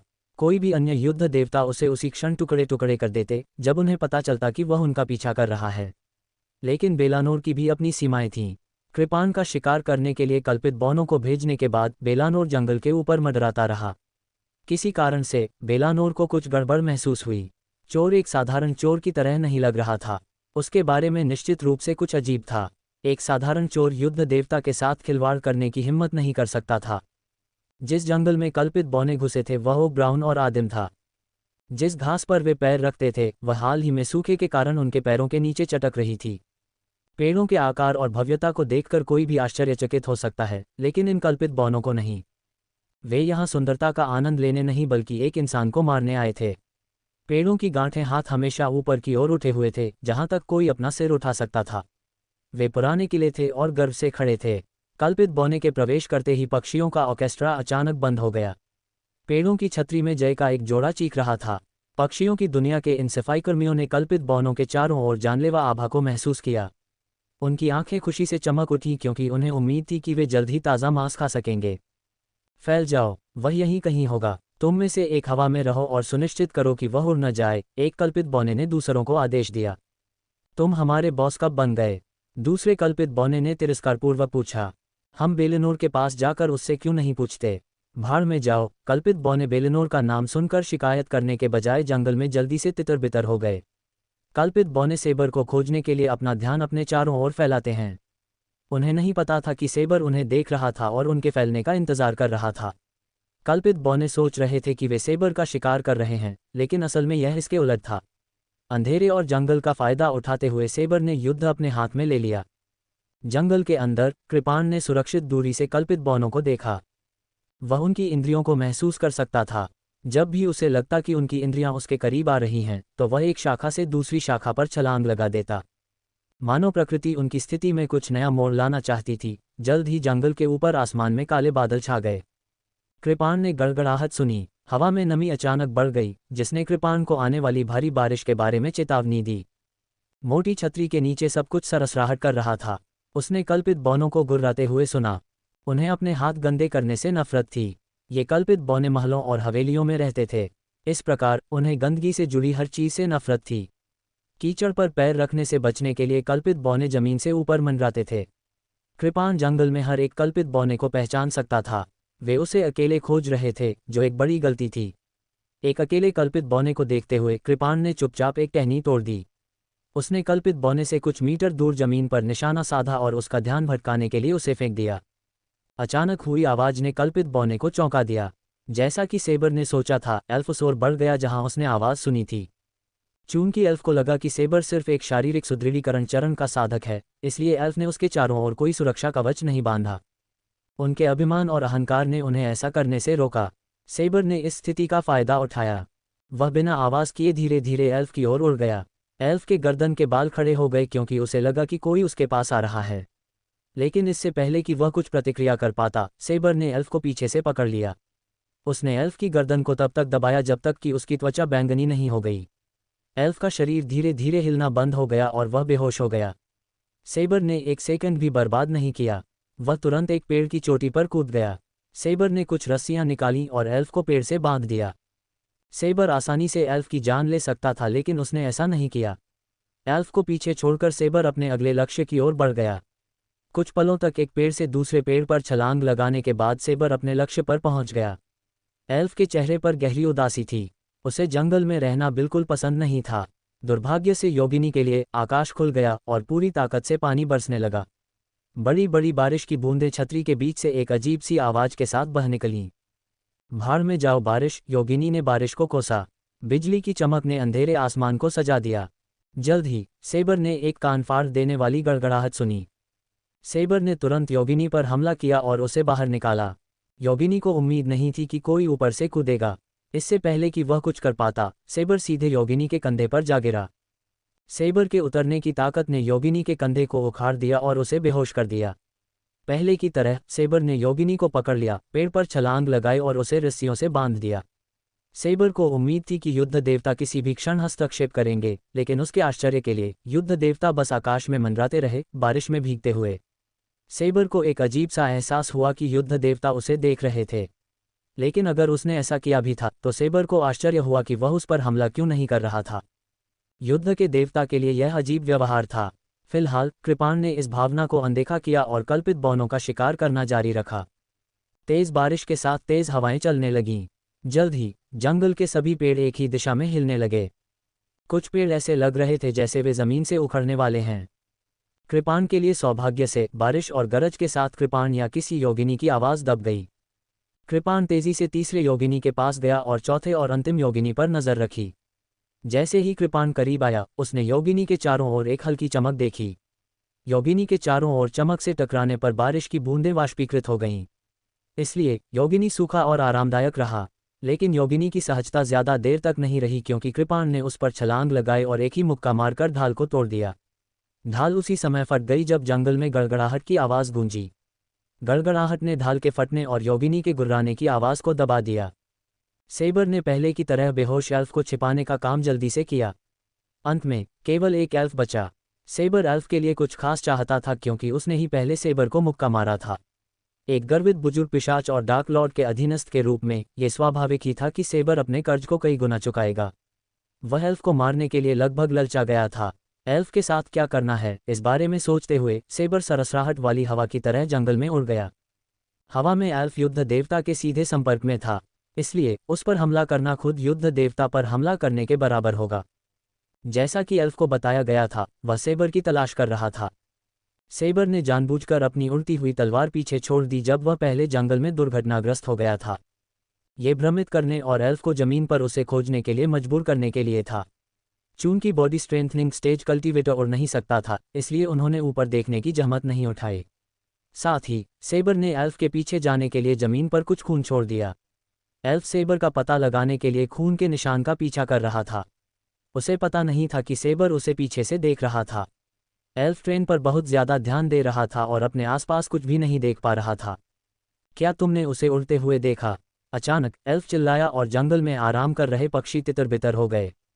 एल्फ ने अपनी आवाज़ कम करने की जहमत नहीं उठाई। भले ही वे गोंडोलिन में नहीं थे, लेकिन उन्होंने अलग तरह से काम किया। उनके लिए पूरा अवोर उनका था, सभी में सबसे श्रेष्ठ जाति। वे चाहें तो पूरे अवोर पर विजय प्राप्त कर सकते थे, क्योंकि गोंडोलिन के पास दुनिया की सबसे शक्तिशाली सेना थी। हालांकि बौने भी एल्वेन की ताकत का मुकाबला नहीं कर सकते थे। बौने वास्तव में सैकड़ों नए उपकरण बना सकते थे, लेकिन एल्वेन रून जादू का मुकाबला कभी नहीं कर सकते थे। इसके अलावा बौनों के पास निर्माण करने की जन्मजात प्रतिभा थी, लेकिन खेती करने की प्रतिभा नहीं थी। इसलिए उनके पास गोंडोलिन के युद्ध देवताओं जैसे शक्तिशाली योद्धाओं की कमी थी। बेशक कुछ बौने इस नियम के अपवाद थे, लेकिन वे दुर्लभ थे और एल्वेन राज्यों को हराने के लिए पर्याप्त नहीं थे। नहीं, वह अभी भी वहां है, हवा में एल्फ ने उसी आवाज में उत्तर दिया। युद्ध देवता बेलनोर ने एक मनोरंजक मुस्कान के साथ दृश्य देखा। ये एल्फ सिर्फ मनोरंजन के लिए उसके साथ थे। वह एक नीलामी में अकेले यात्रा करके उब गया था, इसलिए हालांकि बेलनोर ने उनकी परवाह की, वे उसके दोस्त नहीं थे। अन्यथा वह उनके साथ जंगल में होता, उन्हें उनकी पिटाई होते हुए नहीं देखता। मैं उसके करीब पहुंच रहा हूं, जंगल में एल्फ चिल्लाया। जमीन पर खून देखकर एल्फ ने मान लिया कि चोर कहीं रेंग कर मर गया है। सेबर बिना आवाज किए धीरे धीरे एल्फ की ओर बढ़ा। उस समय वह एल्फ की इंद्रियों से बस कुछ मीटर की दूरी पर था। सेबर एल्फ को सचेत न करने के लिए सावधान था। इस तरह से मजा नहीं आ रहा था। आखिरकार एल्फ खून के निशान के अंत तक पहुंच गया। एल्फ को आश्चर्य हुआ, उसे एक शव नहीं मिला, क्योंकि वह एक मृत अंत पर पहुंच गया था। एल्फ ने चारों ओर देखा। उसने अपनी भौहें सिकुड़ी। क्या हुआ नरक? योगिनी भ्रमित थी। खून का निशान अचानक गायब हो गया। जब वह इधर उधर देख रहा था, तो उसने खून के निशान से कुछ मीटर दूर एक चटकने की आवाज सुनी। आवाज का पीछा करते हुए उसके योगिनी कान फड़कने लगे। ये सेबर था जिसने पत्थरों से कुछ टहनियां तोड़ दी थीं। सेबर ने योगिनी के खून के निशान से दूर जाने का इंतजार किया। जब योगिनी उस जगह पहुंची जहां उसे एक विशाल पेड़ के नीचे कुछ ऊंची और घनी झाड़ियों के अलावा कुछ नहीं दिखाई दिया, तो उसे ठंड का एहसास हुआ। उसकी इंद्रियों ने उसके पास एक जीवन संकेत का पता लगाया। योगिनी ने तुरंत अपने हथियार के लिए हाथ बढ़ाया। नमस्ते। सेबर उसके ठीक सामने उतरा और उसकी बांह पकड़ ली। सेबर ने उसे एक मुक्का मारकर बेहोश नहीं किया, हालांकि वह इसे आसानी से कर सकता था। इसके बजाय सेबर ने योगिनी को वैसे ही मुक्का मारा जैसे उसने किया था। फिर भी योगिनी उड़ नहीं गई, क्योंकि सेबर ने उसकी बांह पकड़ रखी थी। योगिनी कराह उठी, लेकिन छतरी पर भारी बारिश की तेज आवाज ने योगिनी की आवाज को दबा दिया। कृपाण ने एक बार फिर उसके चेहरे पर वार किया, जिससे योगिनी की नाक बुरी तरह से टूट गई। योगिनी की नाक से खून बहने लगा। योगिनी की चेतना धीरे धीरे लुप्त हो गई। अपनी आत्मा को परिष्कृत करने की साधना के बावजूद वह एक शक्तिशाली फ्यूजन स्टेज पिशाच के क्रोध से भरे घुसे का सामना नहीं कर सका। वह भाग्यशाली था कि कृपाण को उन्हें न मारने का आदेश दिया गया था। खून की गंध ने कृपाण को योगिनी की गर्दन में अपने दांत गड़ाने के लिए प्रेरित किया। भले ही पिशाचों के लिए डार्क लॉर्ड के इलाज ने उनके खून के प्रति लालसा को दूर कर दिया, लेकिन इससे उनका मोह दूर नहीं हुआ।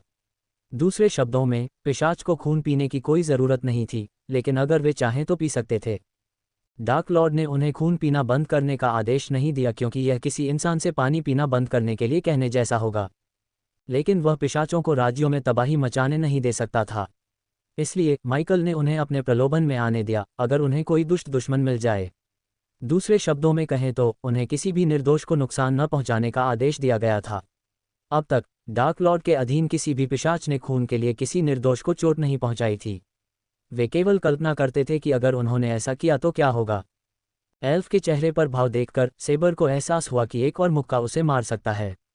इस वजह से सेबर को उन्हें मारना बंद करना पड़ा, हालांकि वह एल्फ को और मुक्का मारना चाहता था। चूंकि वह जंगल में आखिरी एल्फ था, इसलिए सेबर ने उसे छिपाने की जहमत नहीं उठाई। उसने उसे जमीन पर छोड़ दिया और एक शाखा पर कूद गया। बाहर आओ और उससे भी निपटो। अचानक सेबर ने बेलानोर की आवाज़ सुनी। यह एक गड़गड़ाहट से भी तेज लग रही थी। सेबर को आश्चर्य नहीं हुआ, क्योंकि उसे लगा कि युद्ध देवता उसे देख रहे हैं। एक जंगल मात्र युद्ध देवता को यह देखने से नहीं रोक सकता कि उसके आदमियों के साथ क्या हो रहा था। सेबर की आंखें उत्साह से चमक उठीं। बहुत लंबे समय के बाद वह एक योग्य प्रतिद्वंद्वी से लड़ने जा रहा था। हवा में मौजूद एल्फ ने भौहें सिकोड़ीं। बेलेनोर के विपरीत, उसे नहीं पता था कि जंगल में क्या हुआ था। जब उसने देखा कि एक नीच चोर बिना उड़ती तलवार के छतरी से उड़ रहा है, तो वह पूरी तरह से स्तब्ध रह गया। इसके अलावा उसे कोई नुकसान नहीं पहुंचा था। एल्फ बुरा सोचने से खुद को नहीं रोक सका। वह डर से थोड़ा कांप उठा। हमें यह अकेले ही करना चाहिए, बेलेनोर ने कहा। सेबर को आश्चर्य हुआ। उसने बस अपनी कलाई हिलाई और हवा के झोंके ने पलक झपकते ही एल्फ को गिरा दिया। ये शक्ति का प्रदर्शन था। ईमानदारी से इसने सेबर को वास्तव में आश्चर्यचकित कर दिया। उसने अपनी कलाई के एक झटके से एक सोल रिफाइनर को गिरा दिया। क्या हम शुरू करें? बेलेनोर ने एल्फ को गिराने के बाद पूछा। दोनों की आंखों में कोई डर नहीं था, बल्कि उत्साह झलक रहा था। सेबर ने अपनी मुट्ठी तानकर युद्ध देवता से युद्ध करने के लिए खुद को तैयार किया। युद्ध देवता शांत रहे। वह चाहते थे कि सेबर अपना पहला कदम उठाए। जैसा कि उन्होंने उम्मीद की थी, सेबर ने अपना पहला कदम उठाया। वह किसी भी फ्यूजन स्टेज साधक से कहीं ज्यादा तेजी से युद्ध देवता पर टूट पड़ा। कॉस्मिक ऊर्जा डार्क लॉर्ड की औषधि के साथ मिलकर उसकी गति को इस हद तक बढ़ा दिया कि युद्ध देवता खुद उसकी गति से हैरान हो गए। सेबर ने अपने पीछे कुछ छवियां भी छोड़ दीं। हालांकि बेलानोर उसकी गति से हैरान था, लेकिन यह उसे चौंका देने के लिए पर्याप्त नहीं था। युद्ध देवता ने बस अपनी उंगली चटकाई और सेबर से एक सुनहरी अर्धचंद्राकार लहर निकली। जैसे ही सेबर हवा में पीछे की ओर उड़ रहा था, सेबर के शरीर पर रोशनी की एक छोटी सी किरण छा गई। प्रत्येक युद्ध देवता के पास लड़ने और कवच का अपना अनूठा तरीका था। केवल कुछ लोगों ने ही युद्ध देवता के युद्ध कवच को देखा था और इसके बारे में कहानियां सुनाने के लिए जीवित रहे थे। सौभाग्य से सेबर को कवच को देखने का एक दुर्लभ अवसर मिला। ये कवच का एक सेट था जिसमें एक चौकोर हेलमेट और एक चौकोर ती आकार का उद्घाटन था, जिससे आंखें, नाक और मुंह खुले हुए थे। शीर्ष पर एक सूर्य के आकार का धातु का आभूषण टुकड़ा लगा हुआ था। कंधे अंडाकार, काफी छोटे और आकार में छोटे थे। उन्हें धातु के पंखों की एक पंक्ति से सजाया गया था, जो सभी ऊपर की ओर इशारा करते थे। पंक्ति एक तरफ से दूसरी तरफ फैली हुई थी। ऊपरी भुजाएं चौकोर, आधे ढकने वाले रिब्रेसेस द्वारा सुरक्षित थीं, जो कंधे की प्लेटों के नीचे अच्छी तरह से बैठी थीं। जबकि निचली भुजाएं वम्ब्रेस द्वारा ढकी हुई थीं, जिनमें कई छोटे धातु के स्पाइक्स थे जो वम्ब्रेस को पूरी तरह से ढक रहे थे। कवच की असली खूबसूरती इसकी छाती की प्लेट थी। ये ड्रैगन के तराजू की नकल करते हुए धातु की कुछ परतों से बना था। इसने गर्दन से नीचे तक सब कुछ ढक लिया और कमर पर समाप्त हो गया। ऊपरी शरीर का अनुसरण करते हुए कवच ने धीरे धीरे उसके निचले शरीर को ढक लिया। ऊपरी पैर चौकोर, पूरी तरह से ढकने वाले क्यूइस से ढके हुए थे, क्योंकि ग्रीव्स ने निचले पैरों की रक्षा की थी और बाहरी तरफ कई तीर के सिरे लगे हुए थे, जैसे कि तीर ने पैरों को छेद दिया हो। बेलानोर रात के आसमान में सूरज की तरह चमक रहा था। जब सेबर ने आखिरकार खुद को संभाला तो उसने अपनी गर्दन तोड़ दी। ये बढ़िया कवच है, सेबर ने बेलानोर के कवच के बारे में टिप्पणी की। जब तक हो सके इस नज़ारे का मजा लो, बेलेनोर ने कहा। कवच चमकता हुआ इतना चमक रहा था कि सेबर की आंखों को उसकी रोशनी के हिसाब से ढलना पड़ रहा था। युद्ध देवता ने बिना समय बर्बाद किए सेबर पर हमला कर दिया। वह सेबर जितना ही तेज था या उससे भी ज्यादा तेज। सेबर ने सहज रूप से जादू कर दिया। पलक झपकते ही सेबर के चारों ओर खून की धार बन गई। खून की ढाल ने सेबर को युद्ध देवता के मुक्के से बचाया। बेलेनोर ने सेबर को उड़ाने के लिए इतनी ताकत से रक्त की ढाल पर मुक्का मारा।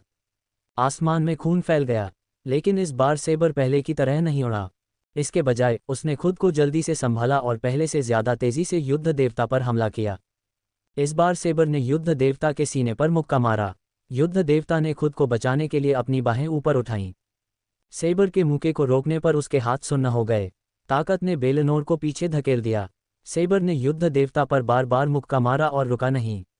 उनकी लड़ाई में गरजने वाले विस्फोट हुए जो रात भर गूंजते रहे आकाश। उनकी लड़ाई से अनगिनत पेड़ उखड़ गए। आफ्टरशॉक ने उनके नीचे के जंगल को तबाह कर दिया। उनके लिए वे बस एक दूसरे को मुक्का मार रहे थे, लेकिन वास्तव में वे दो शक्तिशाली फ्यूजन स्टेज योद्धा थे। उनकी लड़ाई से उत्पन्न ऊर्जा प्राकृतिक आपदा से भी अधिक नुकसान पहुंचाने के लिए पर्याप्त थी। उन्हें पर्यावरण की परवाह नहीं थी। इसके बजाय वे जानवरों की तरह लड़े। सेबर ने अपना हाथ उठाया और उनके ऊपर खून से बना एक गिद्ध प्रकट हुआ। ये बहुत बड़ा था। खून के गिद्ध की तुलना में सेबर और बेलानोर छोटे लग रहे थे। जब आसमान में बिजली चमकी तो पक्षी ने बादलों में एक बड़ी छाया डाली। जैसे ही खून का गिद्ध आसमान में दिखाई दिया, हवा में खून की बदबू आने लगी। उसने अपनी खोखली आंखों से बेलानोर को घूरा। खून के गिद्ध ने अपनी लंबी विशाल चोंच से बेलानोर को चोंच मारने की कोशिश की। बेलानोर ने अपने हाथों को आपस में ताली बजाई और उसके हाथों से एक शक्तिशाली शॉकवेव निकली, मानो वह कोई जीवित पक्षी हो। खून का गिद्ध चीख उठा। गिद्ध के अस्तित्व से गायब होते ही चारों तरफ खून बिखर गया। हालांकि इससे पहले कि वह पूरी तरह से नजरों से ओझल हो जाए, वह बेलेनोर को खरोंचने में कामयाब हो गया। कवच से एक कान चीर देने वाली चीख गूंजी। सौभाग्य से बेलेनोर के लिए कवच ने उसकी जान बचा ली। कवच के एक छोटे से टुकड़े को छोड़कर उसने कुछ भी नहीं खोया। सेबर ने युद्ध देवता के जवाबी हमले का इंतजार नहीं किया। इसके बजाय उसने अपना हमला जारी रखा। सेबर की मुट्ठी लाल रंग में चमक उठी। सेबर द्वारा फेंके गए हर मुक्के में इतनी ताकत थी कि एक पत्थर के टुकड़े टुकड़े हो सकते थे। बेलेनोर का कवच और भी चमकीला हो गया जब तक कि वह फट नहीं गया, जिससे एक शक्तिशाली शॉकवेव पैदा हुई। कवच की चमक खत्म होते ही सेबर उड़ गया। बेलेनोर ने अपना हाथ उठाया, क्योंकि सेबर के पीछे एक सुनहरी मुट्ठी दिखाई दी। खतरे को भांपते हुए सेबर ने तुरंत फिर से रक्त ढाल फेंकी। मुट्ठी के ढाल से टकराने पर इसने एक जोरदार विस्फोट किया। ढाल और मुट्ठी एक ही समय में फट गए, जिससे लाल और सुनहरे रंग की धुंध पैदा हो गई। दोनों ने धुंध को पूरी तरह से नजरअंदाज कर दिया और एक बार फिर एक दूसरे पर टूट पड़े। उनकी आंखों में युद्ध की लालसा चमक उठी। बीच आसमान में वे पूरी तरह से आगे बढ़ गए। उनमें से कोई भी पीछे नहीं हटा। फ्यूजन स्टेज के नीचे कोई भी उनकी हरकतों को नहीं देख सकता था, बस एक धुंधलापन था। कुछ पल बाद उन्होंने एक दूसरे पर हमला करना बंद कर दिया। जब वे रुके तो उनके मुंह के कोने से खून बह रहा था। बेलेनोर ने अपने मुंह से खून पोंछा और अपने खून को देखते हुए मुस्कुराया। मुझे अपना खून देखे हुए बहुत समय हो गया था, बेलेनोर ने कहा। वह गर्व नहीं कर रहा था, बल्कि सच बोल रहा था। युद्ध के देवता आमतौर पर शांतिपूर्ण जीवन जीते थे, क्योंकि पिछले 10 सालों में किसी ने गोंडोलिन या किसी एल्वेन राष्ट्र पर हमला करने की हिम्मत नहीं की थी। इसलिए बेलानोर इतने लंबे समय के बाद एक योग्य दुश्मन से लड़ने के लिए उत्साहित था। इसके अलावा, जिसे एल्वेंस ने कमजोर दयनीय मानव मैल समझा था, उसने वास्तव में बेलानोर को खून बहाया था। जहां से यह आया है वहां और भी है, सेबर ने हंसते हुए कहा। क्या ऐसा है? बेलानोर ने गहरी सांस लेने से पहले अपना सिर झुकाया। उसकी त्वचा चमक उठी क्योंकि सभी कट और चोटें अपने आप ठीक हो गईं। सेबर और बेलेनोर दूसरे दौर के लिए तैयार हो गए। पलक झपकते ही वे एक दूसरे की ओर उड़ गए। सेबर को आश्चर्य हुआ, बेलानोर के पीछे एक अलौकिक शेर का सिर प्रकट हुआ। ये सेबर द्वारा फेंके गए रक्तगिद्ध जितना ही बड़ा था। सिर दहाड़ने लगा और आकाश में लहरें उठने लगीं। दहाड़ के कारण सभी तूफानी बादल गायब हो गए। परिणामस्वरूप भारी बारिश बंद हो गई। कृपान के कान बजने लगे। एक पल के लिए तो उसकी दृष्टि भी धुंधली हो गई। पिछले हमले से बच गए पेड़ दहाड़ से पूरी तरह नष्ट हो गए। उनके नीचे टूटे हुए पेड़ों से भरा एक बड़ा गड्ढा था, लेकिन उन्हें इससे कोई फर्क नहीं पड़ा। इसके विपरीत उन्होंने युद्ध पर ध्यान केंद्रित किया। उनके मन और आंखें युद्ध की लालसा से भरी हुई थीं।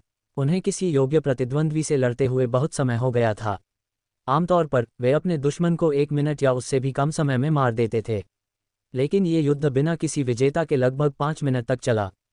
वे दोनों बराबरी की शर्तों पर लड़े और बेलनोर इसे बदलना चाहता था। शेर ने आखिरकार दहाड़ना बंद कर दिया। ऐसा लगा जैसे कोई तूफान उनके पास से गुजरा हो। भारी बारिश के बिना इलाके में सन्नाटा छा गया। सेबर ने एक पल के लिए अपनी आंखें बंद कर ली क्योंकि खूनी गिद्ध फिर से आसमान में दिखाई दिया। गिद्ध ने अपनी नज़र शेर पर टिका दी। दूसरी ओर शेर गिद्ध पर इस तरह गुर्राया जैसे वे दोनों जीवित हों और उनमें भावनाएं हों। जल्द ही वे एक दूसरे पर झपट पड़े, ठीक वैसे ही जैसे बेलनोर और सेबर ने किया था। उनकी लड़ाई तेज हो गई। गिद्ध और शेर के सिर ने एक दूसरे को काटने की कोशिश की। जब वे लड़ रहे थे, सेबर और बेलनोर ने एक दूसरे पर वार किए। वे नीचे कूद पड़े, एक दूसरे पर हमला करने लगे। गर्मी के पल में वे भूल गए कि नीचे एक टोकरा है। वे इतनी जोर से जमीन पर गिरे कि बड़े गड्ढे के भीतर एक छोटा गड्ढा बन गया।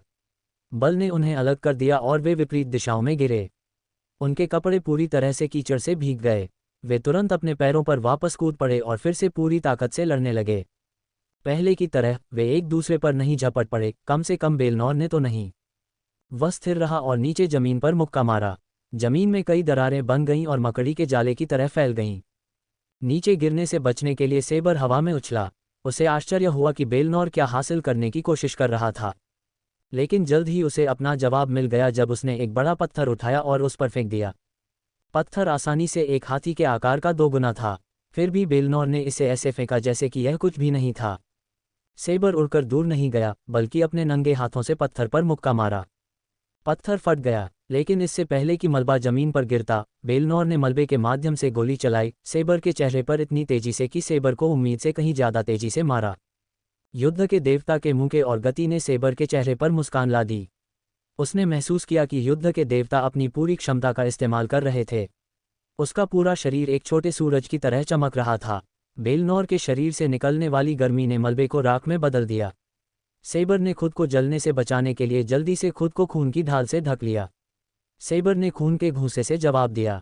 बेलानोर सुनहरी चमक में चमक रहा था, जबकि सेबर के चारों ओर खून की ढाल के कारण लाल रंग की रोशनी फैल रही थी। जब वे लड़ रहे थे तो बेलनोर के हाथ में एक सुनहरी रोशनी प्रकट हुई। यह एक सुनहरा भाला था जिसके ऊपर लाल कपड़ा लपेटा हुआ था। बेलनोर ने बिजली की गति से सेबर पर वार किया। ब्लेड ने उसकी पसलियों को काट दिया, लेकिन सेबर के दिल को छूते हुए। बेवकूफ़ कमीना, सेबर ने हंसते हुए कहा। उसे उम्मीद नहीं थी कि बेलनोर अचानक अपना हथियार निकाल लेगा। अब जबकि बेलनोर ने अपना हथियार निकाल लिया था, सेबर ने अपनी खून की तलवार निकाली। तलवार ने लाल धुएं के साथ एक बुरी आभा पैदा की। ये दोनों हथियार लीजेंडरी क्लास के थे, इसलिए टकराने पर वे एक झटके का कारण बनते थे। वे एक ही स्तर पर लड़े। जितना वे एक दूसरे पर बढ़त हासिल करना चाहते थे, वे बस ऐसा नहीं कर सके। उन्हें पता नहीं था कि डार्क क्वीन दूर से लड़ाई देख रही थी। उसे सेबर पर भरोसा था, लेकिन वह कवच का टुकड़ा खोने का जोखिम भी नहीं उठा सकती थी। सेबर की रक्त तलवार और बेलानोर के सुनहरे भाले की टक्कर हुई, जिससे दूसरी दुनिया की आवाज़ें पैदा हुईं। मंत्रों का उपयोग करने के बजाय उन्होंने लड़ने के लिए अपने हथियारों का इस्तेमाल किया। हालांकि वे कभी कभी लाभ प्राप्त करने के लिए मंत्रों का प्रयोग करते थे, फिर भी उनकी लड़ाई गतिरोध पर रही। उनके बीच लड़ाई लगभग एक दिन तक जारी रही। जब सूरज क्षितिज पर उगाया तो बेलानोर की आक्रामकता कई गुना बढ़ गई। बेलानोर के कवच ने उसकी गति बढ़ाने के लिए सूर्य के प्रकाश को अवशोषित कर लिया। चूंकि सेबर के पास कोई कवच नहीं था, इसलिए उसने बेलानोर से वार करना शुरू कर दिया। युद्ध देवता ने बाएं और दाएं वार किए। भाले ने सेबर को 2 बार काटा। उसके चांदी के वस्त्र खून से भीगने लगे। ऐसा नहीं था कि सेबर धीमा था, लेकिन बेलानोर तेज था। बेलानोर का कवच रोशनी में और भी चमकीला हो गया। सेबर के मुंह से खून टपक रहा था। युद्ध देवता ने भाले से उसके चेहरे पर वार किया। इसमें इतना बल था कि कोर स्ट्रेंथनिंग स्टेज के योद्धा की गर्दन दूसरी तरफ हो सकती थी। सेबर का चेहरा सुन्न हो गया। बेलनोर ने उसे पहले से ज्यादा तेजी से कई बार मारकर अपना फायदा उठाया। बेलनोर तेजी से उस बिंदु पर पहुंच गया जहां से उसने उगते सूरज की तरफ अपनी पीठ दिखाई। नतीजतन सेबर का सामना सूरज से हुआ। तेज धूप से सेबर की नज़र कमज़ोर हो गई। वह सुनहरी रोशनी में सुनहरे भाले को नहीं देख पाया। सेबर को आंखें मूंदते देखकर बेलनोर हंस पड़ा। युद्ध के देवता के रूप में वह युद्ध के मैदान में पैदा हुआ और बड़ा हुआ। वह जानता था कि अपने आसपास की हर चीज़ का अपने फायदे के लिए कैसे इस्तेमाल करना है। जब वह सेबर से लड़ रहा था तो उसने सेबर की ताकत सीखी। वह जानता था कि सेबर उससे कमज़ोर नहीं है, इसलिए उसने अपनी ताकत बढ़ाने के लिए सूरज उगने तक लड़ाई की। उसका इंतज़ार सार्थक रहा, क्योंकि उसने सेबर पर और ज़्यादा वार करना शुरू कर दिया। लेकिन बेलनोर को आश्चर्य हुआ कि सेबर के शरीर पर लगे घाव और खरोंच तुरंत ठीक हो गए। बेलनोर को सेबर से मिलते ही उसके बारे में एक अजीब सा संदेह हो गया था। तुम एक पिशाच हो, बेलनोर ने कहा। उसने सेबर पर हमला करना बंद नहीं किया। इसके विपरीत वह और अधिक क्रूर और आक्रामक हो गया। सेबर धीरे धीरे लड़ाई हारने लगा। सौभाग्य से सेबर की सजगता और युद्ध के अनुभव ने उसे घातक प्रहारों से बचने में सक्षम बनाया। बेलानर ने सेबर के दिल और गले पर निशाना साधा जब उसे एहसास हुआ कि वह एक पिशाच है। तो भूत ने तुम्हें यहाँ भेजा है? बेलानर ने पूछा जब सेबर उन दोनों के बीच कुछ दूरी बनाने के लिए पीछे की ओर उड़ गया। जब सेबर ने बेलानर को डार्क लॉर्ड को उसके नाम से संबोधित करते हुए सुना तो सेबर का खून खौल उठा। उसने अपने दांत पीसते हुए अपनी खून की तलवार घुमाई। उसका नाम मत बोलो, सेबर ने गुर्राते हुए कहा। क्यों? बेलनोर ने अपने भाले से खून की तलवार को हटा दिया और पूछा। बेलनोर की आंखों में डर का कोई निशान नहीं था। बाकी महाद्वीपों की तुलना में अवोर ने बहुत कम देखा था कि डार्क लॉर्ड क्या कर सकता है। इसलिए युद्ध के देवता जैसे लोग डार्क लॉर्ड से कम डरते थे। उनमें से कुछ ने एल्वेन राज्यों के कई हिस्सों में द्वंद्व युद्ध के लिए डार्क लॉर्ड को सीधे चुनौती दी। बेशक डार्क लॉर्ड ने इन मूर्खतापूर्ण चुनौतियों को अनदेखा कर दिया क्योंकि उसके पास निपटने के लिए और भी महत्वपूर्ण चीजें थीं। इसके अलावा स्काईहॉल और गार्जियन के लिए यह आसान समय होगा यदि वह इन सभी चुनौतियों का जवाब देता है।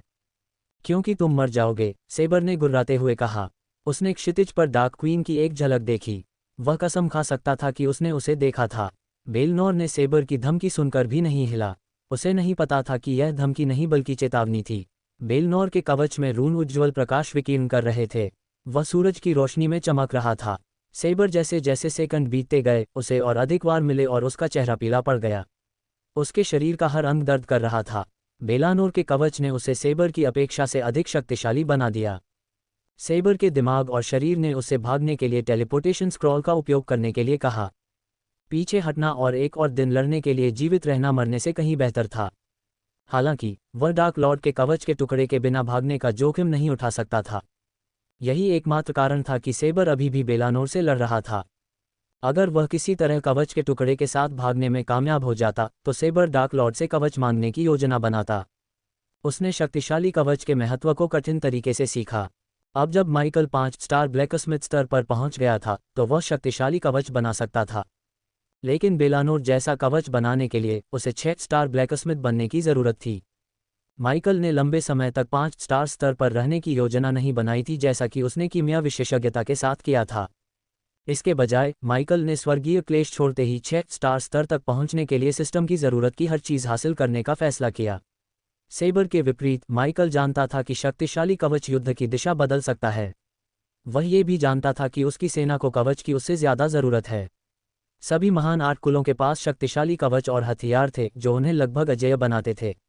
जब वह अपनी सेना को अपने द्वारा बनाए गए हथियारों और कवच से लैस कर लेगा तो इस दुनिया में सत्ता संरचना का पदानुक्रम हमेशा के लिए बदल जाएगा।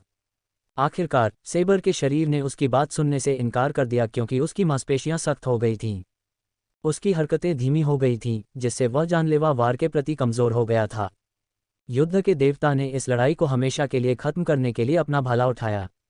जितना वह पिशाचों से नफरत करता था उतना ही वह सेबर को एक प्रतिद्वंद्वी के रूप में सम्मान देता था। उसे सिखाया गया था कि एक योद्धा को कभी भी दुश्मन से नहीं डरना चाहिए बल्कि हमेशा उनका सम्मान करना चाहिए। जब वह अपने सुनहरे भाले से सेबर के दिल पर वार करने वाला था तो हवा में एक काला निशान दिखाई दिया। सेबर को चाकू मारने से पहले ही कालेपन का निशान बेलनर के सीने में जा लगा। बेलनर ने खून की खांसी की। उसके दिमाग को सब कुछ समझने में 1 सेकंड लगा। जब उसने नीचे देखा तो उसकी छाती में दर्द होने लगा और उसने देखा कि उसकी छाती से एक काला तीर निकल रहा है। उसने मुड़ने की कोशिश की लेकिन एक और तीर बेलनर के पेट में जा लगा। इस मौके का फायदा उठाते हुए सेबर ने अपनी पूरी ताकत लगाई और बेलनर के हाथ से स्पेस रिंग खींच ली। बेलनर की त्वचा के नीचे हरी नसें उभर आईं। बेलनर की दृष्टि धुंधली हो गई। इससे पहले कि वह जवाबी हमला कर पाता सेबर ने टेलीपोर्टेशन स्क्रॉल को आधे में फाड़ दिया। सेबर को एक चमकदार रोशनी ने घेर लिया। सेबर को आश्चर्य हुआ जब बेलनोर ने रोशनी में खून के छींटे देखे तो उसने रोशनी पर वार किया। बेलनोर ने अपने शरीर में जहर होने के बावजूद जल्दी से मुड़कर देखा कि किसने उसे जहरीले तीरों से मारा है। जब वह पलटा तो उसने आसपास किसी को नहीं देखा। उसने तुरंत हीलिंग पोशन लेने के लिए अपने स्पेस रिंग का इस्तेमाल किया। जहर इतना शक्तिशाली था कि वह खुद फ्यूजन स्टेज कल्टीवेटर को नुकसान पहुंचा सकता था। लेकिन जब उसकी दृष्टि साफ हो गई तो वह हैरान रह गया। उसे बेहतर महसूस हुआ क्योंकि उसकी सांसें सामान्य हो गई थीं। उसकी त्वचा पर हरी नसें धीरे धीरे फीकी पड़ गईं। बिना किसी मारक के जहर ने खुद को ठीक कर लिया। बेलनोर को एहसास हुआ कि जिसने भी तीर चलाए थे उसका उसे मारने का कोई इरादा नहीं था। जब वह सेबर से लड़ रहा था तब भी उसे लगा कि सेबर पीछे हट रहा है। उसने जानलेवा वार नहीं किए। उसे यह स्पष्ट हो गया कि सेबर उसकी स्पेस रिंग चुराना चाहता था जिसमें कवच का टुकड़ा था। मुझे ज्यादा सावधान रहना चाहिए था, बेलानोर ने खुद से कहा। उसे यह एहसास होने में बहुत देर हो चुकी थी कि कवच का टुकड़ा शायद डार्क लॉर्ड का था। कम से कम उसने कवच में दिलचस्पी तो ली थी। वह जानता था कि उसे महारानी को बताना चाहिए। युद्ध देवता पर हमला करना गोंडोलिन पर हमला करने के बराबर था। इसलिए डार्क लॉर्ड ने गोंडोलिन के खिलाफ एक रास्ता बनाया था। गोंडोलिन महल के अंदर एक आकर्षक सुनहरे बालों वाली एल्वेन महिला अपने बेहतरीन रूप से गढ़े हुए चेहरे के चारों ओर उड़ रही थी। चमकती हुई एक्वामरीन आंखें उनकी आंखों के सॉकेट में शान से बैठी थीं, उस आश्रय को खुशी से देख रही थी जहां वे इतने लंबे समय से सुकून की तलाश कर रहे थे। वह शक्ति और अनुग्रह बिखेर रही थी। कोई भी उसके सामने झुकने और घुटने टेकने के लिए ललचा सकता था। वह कोई और नहीं बल्कि निथ्रोएल ग्रिमफील्ड थी, जो अवोर की महारानी थी। उसके बारे में कुछ आकर्षक था। शायद यह उसका व्यक्तित्व था, या शायद यह उसकी सद्भावना थी। लेकिन फिर भी लोग उसका सम्मान करते हैं। वह अपने कमरे के बाहर बालकनी के ऊपर खड़ी थी और मवरियन शहर को देख रही थी। उसका मन लोगों की नई मांगों से भरा हुआ था। हाल ही में बॉनो ने नए प्रकार के यंत्र बनाने शुरू कर दिए थे, जिससे उन्हें राज्य की सुरक्षा की चिंता होने लगी थी। बॉने एल्व्स के प्रति अपनी नफरत को दबाए हुए थे। उसे चिंता थी कि वे उनसे बदला लेने के लिए डार्क लॉर्ड का साथ दे सकते हैं। हजारों साल पहले कल्पित बॉने और बॉने राज्य पर राज करते थे। फिर बॉने कल्पित बॉनों की तरह ही तेजी से खेती करते थे। ये दोनों जातियां हमेशा एक दूसरे के प्रति अपनी नफरत के कारण लड़ाई के कगार पर रहती थीं। अपने बेहतरीन उपकरणों के साथ बॉनो ने आखिरकार गोंडोलिन पर हमला कर दिया। अगर वह नहीं होती तो वे युद्ध जीत जाते। बॉने जानते थे कि वह शक्तिशाली है, लेकिन उन्होंने कभी नहीं सोचा था कि वह इतनी शक्तिशाली होगी कि कुछ ही मिनटों में उनकी सबसे मजबूत सेनाओं को मिटा देगी। बॉनो ने जो किया उसके कारण उसने बॉनो की खेती को दबाने के लिए सभी बेहतरीन रनमास्टर्स, हीलर और कीमियागरों को बुलाया। जैसे जैसे कल्पित बॉने अवोर के अकेले शासक बन गए, बॉने धीरे धीरे कम होते गए।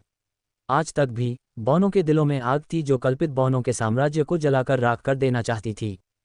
जब निथ्रोएल बॉनों के बारे में सोच रही थी तो उसने बेलानोर को आसमान में अपनी ओर उड़ते हुए देखा। मीलों दूर से भी निथ्रोएल बेलानोर के पीछे कल्पित बॉनों के चेहरे पर उभरी हुई उदासी देख सकता था। वह धैर्यपूर्वक बेलानोर के उसके पास आने का इंतजार कर रही थी। कुछ देर बाद बेलानोर को उसकी बालकनी पर उतरने की अनुमति मिल गई। जैसे ही उसके पैर जमीन पर पड़े, बेलानोर घुटनों के बल बैठ गया। महामहिम, बेलानोर ने अपना सिर नीचे किया। उठो बेलानोर, तुम्हारी आंखों में गुस्सा और चिंता है। बताओ, नीलामी में क्या हुआ? उसकी आवाज़ मधुर लग रही थी, जैसे कोई राग हो। बेलानोर ने जो कुछ भी हुआ था उसे बताने से पहले एक गहरी सांस ली। वह शांत पानी की तरह शांत रही। जब उसने अपनी कहानी समाप्त की तो वह बस मुस्कुराए। तो उससे मिलने का समय आ गया है, निथ्रोएल ने कहा। क्या आपको लगता है कि जिस पिशाच ने आप पर हमला किया था वह आपके अधीनस्थों को मार सकता था? निथ्रोएल ने पूछा। उसकी आंखों में क्रोध के कोई संकेत नहीं थे। इसके बजाय वह खुश लग रही थी। हाँ महामहिम, बेलानोर ने बिना किसी संदेह के सिर हिलाया। उसने देखा कि पिशाच ने कैसे कल्पित बॉनों को मार डाला था। इस प्रकार वह जानता था कि अगर पिशाच चाहता तो कल्पित बॉनों को मार सकता था। कुछ ने उसे उन्हें मारने से रोका। जब वह उससे लड़ रहा था तब भी पिशाच ने खुद को रोक लिया। मैं डार्क लॉर्ड से मिलना चाहता हूँ। बेलानोर उसके शब्दों से चौंक गई। इससे पहले कि वह अपनी चिंता व्यक्त कर पाता उसने बस अपना हाथ उठाया। तुम मेरे साथ और केवल तुम्हारे साथ आ रहे हो। यह मेरा आदेश है, अनुरोध नहीं। कुछ दिनों बाद अंधेरे समुद्र में सभी ने तैरते हुए पहाड़ को घेर लिया। पूरा पहाड़ बिजली के बोल्टों से अटा पड़ा था। बिजली के बोल्ट झरने के शीर्ष को निशाना बना रहे थे। आकाश में हजारों बिजली की धारियां थीं। यह एक सुंदर लेकिन भयावह दृश्य था। बिजली की निरंतर चमक से रात दिन जैसी लग रही थी। दृश्यमान परिवर्तनों के अलावा पहाड़ के चारों ओर ऊर्जा में हिंसक उतार चढ़ाव हो रहा था। क्षेत्र में सभी को सांस लेने में कठिनाई महसूस हो रही थी। वे किसी कारण से कमजोर महसूस कर रहे थे। तलवार की मूठ वाले पहाड़ के ऊपर अंधेरे के बादल ने माइकल को घेर लिया। उसके चारों ओर रून और सरनियां क्रिसमस की सजावट की तरह जल रही थीं। वह अपनी आंखें बंद करके ध्यान की मुद्रा में बैठा था। गया और एडेलिया माइकल से कुछ मीटर की दूरी पर खड़े थे ताकि कोई उस पर हमला करने की कोशिश न करे। सौभाग्य से उन्हें पिछले 9 दिनों से किसी दुश्मन का सामना नहीं करना पड़ा। दुष्ट साधकों ने स्वर्गीय क्लेशों को देखने की हिम्मत भी नहीं की। पिछली बार जब माइकल को स्वर्गीय क्लेश हुआ था तो उसे देखने के लिए दुनिया भर से अनगिनत साधक आए थे।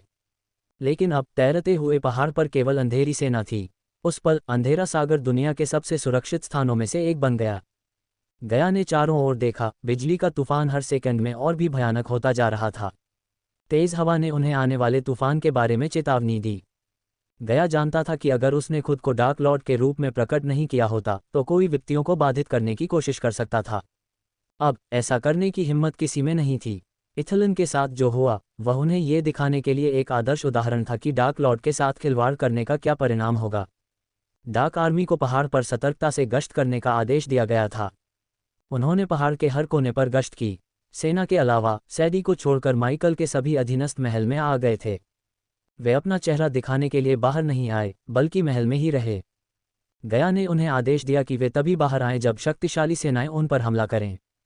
जब वे विपत्ति देख रहे थे, माइकल के ठीक ऊपर का आसमान काला हो गया। माना कि तूफानी बादल पहले से ही काले थे, लेकिन वे बिल्कुल काले हो गए थे। गया अपने चारों ओर धुएं के काले बादल के बीच से माइकल को मुश्किल से देख पा रहा था। यह अंधेरा आधी रात का अंधेरा नहीं था, इसके बजाय उसके चारों ओर का अंधेरा दूसरी दुनिया का लग रहा था। अंधेरे ने सबको कमजोर कर दिया। अचानक ऊपर से एक काली बिजली माइकल पर गिरी। गया का दिल सदमे में धड़क उठा, लेकिन वह आगे बढ़ने के बजाय स्थिर रही। उसे माइकल पर पूरा भरोसा था। नाइटमेयर और वेदोरा थोड़े चिंतित दिखे। एक और बिजली का बोल्ट उस पर गिरा और अनगिनत बोल्ट उस पर बरस पड़े। उसके चारों ओर की जमीन काली लपटों से जगमगा उठी। गया अंधेरे से चिलचिलाती गर्मी महसूस कर सकता था। जल्द ही सेकंड मिनट बन गए और मिनट घंटे बन गए। गया ने देखा कि माइकल की शक्ति धीरे धीरे और लगातार बढ़ रही है। उसके चारों ओर ऊर्जा का उतार चढ़ाव आसमान छू रहा था। मेजबान को अमर अवस्था स्तर 1 पर पहुंचने के लिए बधाई। मेजबान माइकल को स्तर बढ़ाने के लिए बधाई। वर्तमान अवस्था अमर अवस्था स्तर 2 है। मेजबान माइकल को स्तर बढ़ाने के लिए बधाई। वर्तमान अवस्था अमर अवस्था स्तर 3 है। मेजबान माइकल को स्तर बढ़ाने के लिए बधाई। वर्तमान अवस्था अमर अवस्था स्तर 4 है। वह अमर अवस्था पर पहुंच रहा है, एडेलिया ने कहा। यह पहली बार था जब गया ने किसी साधक को अमर अवस्था पर पहुंचते देखा था। वह और सेना हैरानी से माइकल को देख रही थी। वह स्तर 1 पर पहुंचने के कुछ ही मिनटों बाद अमर अवस्था स्तर 2 पर पहुंच गया। वह स्तर 2 पर नहीं रुका, बल्कि कुछ ही मिनटों में स्तर 3 और 4 पर पहुंच गया। अंत में ये लेवल 4 पर रुक गया। गया और एडेलिया ने सोचा कि बाहर कोई भी पहाड़ को नहीं देख रहा है, लेकिन वे पूरी तरह गलत थे। उस समय 2 बाहरी लोग दूर खड़े थे जो अंधेरे समुद्र में हो रही हर चीज को देख रहे थे। ये दोनों कोई और नहीं बल्कि एथन और डायना थे। वह तेजी से मजबूत होता जा रहा है, एथन ने कहा। उसकी आवाज में भावनाओं का मिश्रण था। वह गर्व, चिंता, सदमे और डर से भरा हुआ था। वह जितना मजबूत होता जाएगा उसकी पीठ पर उतना ही बड़ा निशाना होगा, डायना ने कहा। एथन ने धीरे धीरे उसके चेहरे से खून पोंछा। माइकल के शांतिपूर्ण क्लेश का कारण डायना थी।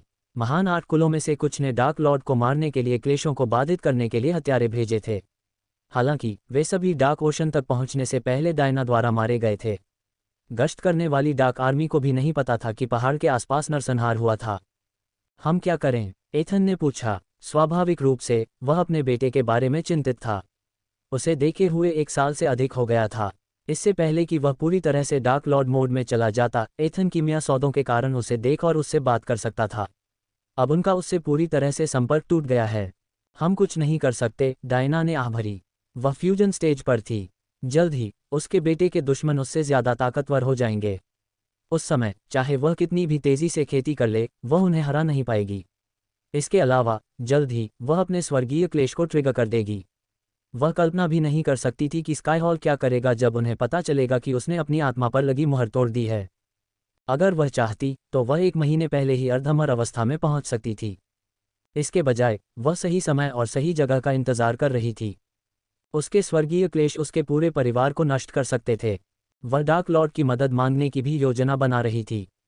अगर कोई उसकी मदद कर सकता है तो वह उसका बेटा हो सकता है। वह नूह की थाली में पहले से ज्यादा परेशानी नहीं डालना चाहती थी। दूसरी ओर रोवेना पिछले 1 साल से अपने महल में रह रही थी। वे एंड्रूज और कैथरीन के बेबी शॉवर में लगभग 1 साल बाद रोवेना से मिलने वाले थे। डायना और एथन एक परिवार के रूप में दिन बिताना चाहते थे, लेकिन वहां कोई विकल्प नहीं था। घोस्ट को आमंत्रित करने का कोई तरीका नहीं था। डायना को एक ऐसे परिवार के पुनर्मिलन की लालसा थी जिसके वे हकदार थे, हालांकि वह जानती थी कि ऐसा होने की संभावना लगभग असंभव थी। मुझे अभी भी लगता है कि हमें उन्हें सब कुछ बता देना चाहिए, एथन ने डायना के सिर हिलाने पर कहा। अगर हमने ऐसा किया तो वे स्काईहॉल के साथ ही युद्ध में उतर जाएंगे। हमारे बच्चे मजबूत हैं, लेकिन इतने मजबूत नहीं कि वे महान आर्टकुलों या स्काई हॉल का सामना कर सकें। मैं गिनती ही नहीं कर सकती कि मैंने आपको ये कितनी बार बताया, डायना थकी हुई मुस्कुराई। सच कहूं तो डायना अपने परिवार को इस झंझट से बाहर निकालने का कोई रास्ता नहीं ढूंढ पाए, लेकिन अपने बच्चों को घोस्ट और स्काई हॉल के बारे में बताना तो दूर की बात थी। वह रोवेना, नूह और सबरीना के बारे में जानती थी। रोवेना अपने छोटे भाई के बारे में सच्चाई जानने के तुरंत बाद महल को तोड़ देगी और स्काई हॉल के खिलाफ युद्ध छेड़ देगी। दूसरी ओर नूह पूरी तरह से टूट जाएगा क्योंकि वह गार्जियन गिल्ड और एंड्रियास पर विश्वास करता था। सच्चाई उसके विश्वास की हर चीज को तोड़ देगी। जहां तक घोस्ट की बात है, डायना को नहीं पता था कि सच्चाई जानने के बाद वह क्या करेगा। एक दिन वह चाहती थी कि वह उसे माफ कर दे। वह उसके लिए अपनी जान देने को तैयार थी। इस बीच बिजली के बोल्ट घोस्ट पर गिरते रहे, उसके भौतिक शरीर को नुकसान पहुंचाते रहे। आखिरकार बिजली का तूफान रुक गया क्योंकि तूफान धीरे धीरे अपनी ताकत खो रहा था। काले बादल फीके पड़ गए, जिससे थोड़ी सी रोशनी दिखाई देने लगी। माइकल ने धीरे से अपनी आंखें खोलीं। वे जोश और नई शक्तियों से चमक उठीं। उसने तैरते हुए पहाड़ के चारों ओर अंतहीन समुद्र को देखा। उसने अपना सिर बाएं और दाएं घुमाया। खड़े होते ही उसकी गर्दन टूट गई। जब उसने अपनी मुट्ठी बंद की तो उसकी मुट्ठी के चारों ओर गहरे सुनहरे बिजली के बोल्ट चटकने लगे। जल्द ही वे काले हो गए। ये काले बिजली के बोल्ट सुनहरे बोल्टों से कई गुना ज्यादा शक्तिशाली थे। उसने अपने शरीर में कई बदलाव महसूस किए, लेकिन यह न तो सही जगह थी और न ही सही समय। वह गया की ओर देखकर मुस्कुराया और फिर उसकी नज़रों से ओझल हो गया। उसने एक ऐसी छवि छोड़ी जो 1 सेकंड तक बनी रही और फिर फीकी पड़ गई। हैरानी की बात यह है कि उसने टेलीपोर्ट नहीं किया, बल्कि लाइटनिंग डैश लगाया। उसकी गति इतनी बढ़ गई कि ऐसा लगा कि वह टेलीपोर्ट हो गया है। माइकल पलक झपकते ही अपने कमरे में पहुंच गया। उसे चक्कर आ रहा था क्योंकि उसका दिमाग और शरीर अभी भी उसकी नई गति के स्तर के साथ तालमेल बिठा रहा था। वह सीधे अपने बिस्तर पर कूद गया और अपनी स्टेटस विंडो खोली। होस्ट माइकल, कल्टीवेशन लेवल अमर लेवल 4, अनुभव पॉइंट 0/80 लाख, बदमाश पॉइंट 1600,000, कौशल और मंत्र विंड ब्लास्ट 6 लैट्वियन लैस ultimate form level 1, eyes of doom 5 लैट्वियन लैस ultimate form level 1, responsive shield 8 लाटवीलेट्स, पर्यावरण स्कैनिंग 8 लाटवीलेट्स, इग्निटिया 8 लैट्वियन लैस अल्टीमेट फॉर्म लेवल 1, सिलीन 1 लाटवीलेट्स, लाइटनिंग डैश 6 लैट्वियन लैस ultimate form level 1, energy devour 5 लाटवीलेट्स, सोल ईटर 5 लाटवीलेट्स, डेथ रेंज 3 लाटवीलेट्स, आइज ऑफ डार्कनेस सामान्य दूसरों के कल्टीवेशन लेवल को समझ सकता है। आइज ऑफ डार्कनेस लूसीफर दूसरों के साधना स्तर को समझ सकता है, भ्रम को देख सकता है। क्लाउड ऑफ डार्कनेस लूसीफर कमजोर इरादों वाले दुश्मन पूरी तरह से अपना साहस खो देंगे और आत्मसमर्पण कर देंगे। डेथ रेंज 50% अधिक शक्तिशाली होगी और अगर अंधेरे में सक्रिय किया जाता है तो स्टेज बाधा की परवाह किए बिना मेजबान की खेती का स्तर 4 स्तर ऊपर बढ़ जाएगा। वर्डलेस स्पेल कास्टर लूसीफर पूर्ण लूसीफर रूप में मेजबान को इसे डालने के लिए बस मंत्र के बारे में सोचना होगा। तकनीक भाग्य की तलवारें 98% महारत, आग की अंगूठी 96% महारत, सर्प मेगा 98% महारत। व्यवसाय सूर्योदय संप्रदाय का मुख्य शिष्य, सूर्योदय संप्रदाय का संरक्षक, अथाह ग्रह का भगवान लूसीफर, डार्क लॉर्ड, ब्रैडफोर्ड का राजा। स्थिति स्वस्थ, लक्ष्य दुनिया को नियंत्रित करना, मृत्यु के आदेश को बढ़ाना। उपयोगिता फंक्शन बैंकर 5 लैट्वियन लैस अनुपात 1000 सोने के सिक्के 40 बदमाश बिंदु। Runic teleportation x ray vision eyes of darkness के साथ भी एकीकृत। धन 15 मिलियन सोना। विशेष गुण 6 स्टार कीमियागर, 5 स्टार लोहार, 5 स्टार आविष्कारक, अधीनस्थ गया योद्धा वफादारी स्तर 100%, रेलेन 5 स्टार शेफ वफादारी स्तर 99%, आर्या हत्यारा वफादारी स्तर 86%, डेड हेनबर्ग योद्धा वफादारी स्तर 45%, मैक्सिन योद्धा वफादारी स्तर 98%, टिबेरियस योद्धा वफादारी स्तर 85%, सैडी वफादारी स्तर 70%, रिकी वफादारी स्तर 95%, टाइटस वफादारी स्तर 80%, ऑप्टिमस वफादारी स्तर 80%, द साइलेंट रीपर क्रू समुद्री डाकू वफादारी स्तर 93%। ऑपरेशन का आधार the abyssal, the crypt, Bradford का साम्राज्य। परिचित नाइटमेयर रॉयल ड्रैगन, वेदोरा 3 सिर वाला हाइड्रा। तत्व हेरफेर हवा 40% महारत, आग 40% महारत, बिजली 50% महारत, अंधकार 45%। आखिरकार माइकल अमर अवस्था में पहुंच गया था। जब वह इस दुनिया में आया तो उसका लक्ष्य अमरता तक पहुंचना था। 2 साल बाद उसने अपना सपना पूरा कर लिया, लेकिन वह उतना हैरान नहीं हुआ जितना उसने सोचा था। वह जानता था कि उसके दुश्मन उससे ज्यादा ताकतवर हैं। सौभाग्य से उसके पास अपनी सेना थी। फिर भी उसकी स्थिति खिड़की ने उसके चेहरे पर मुस्कान ला दी। अब जब वह अमरता तक पहुंच गया था और उसके पास पर्याप्त अंक थे, तो उसने अपने मंत्रों को उन्नत करने और अपनी लोहार विशेषज्ञता का उपयोग करने के लिए कुछ ब्लूप्रिंट खरीदने की योजना बनाई। डार्क लॉर्ड के लिए उपयुक्त हथियार बनाने का समय आ गया था।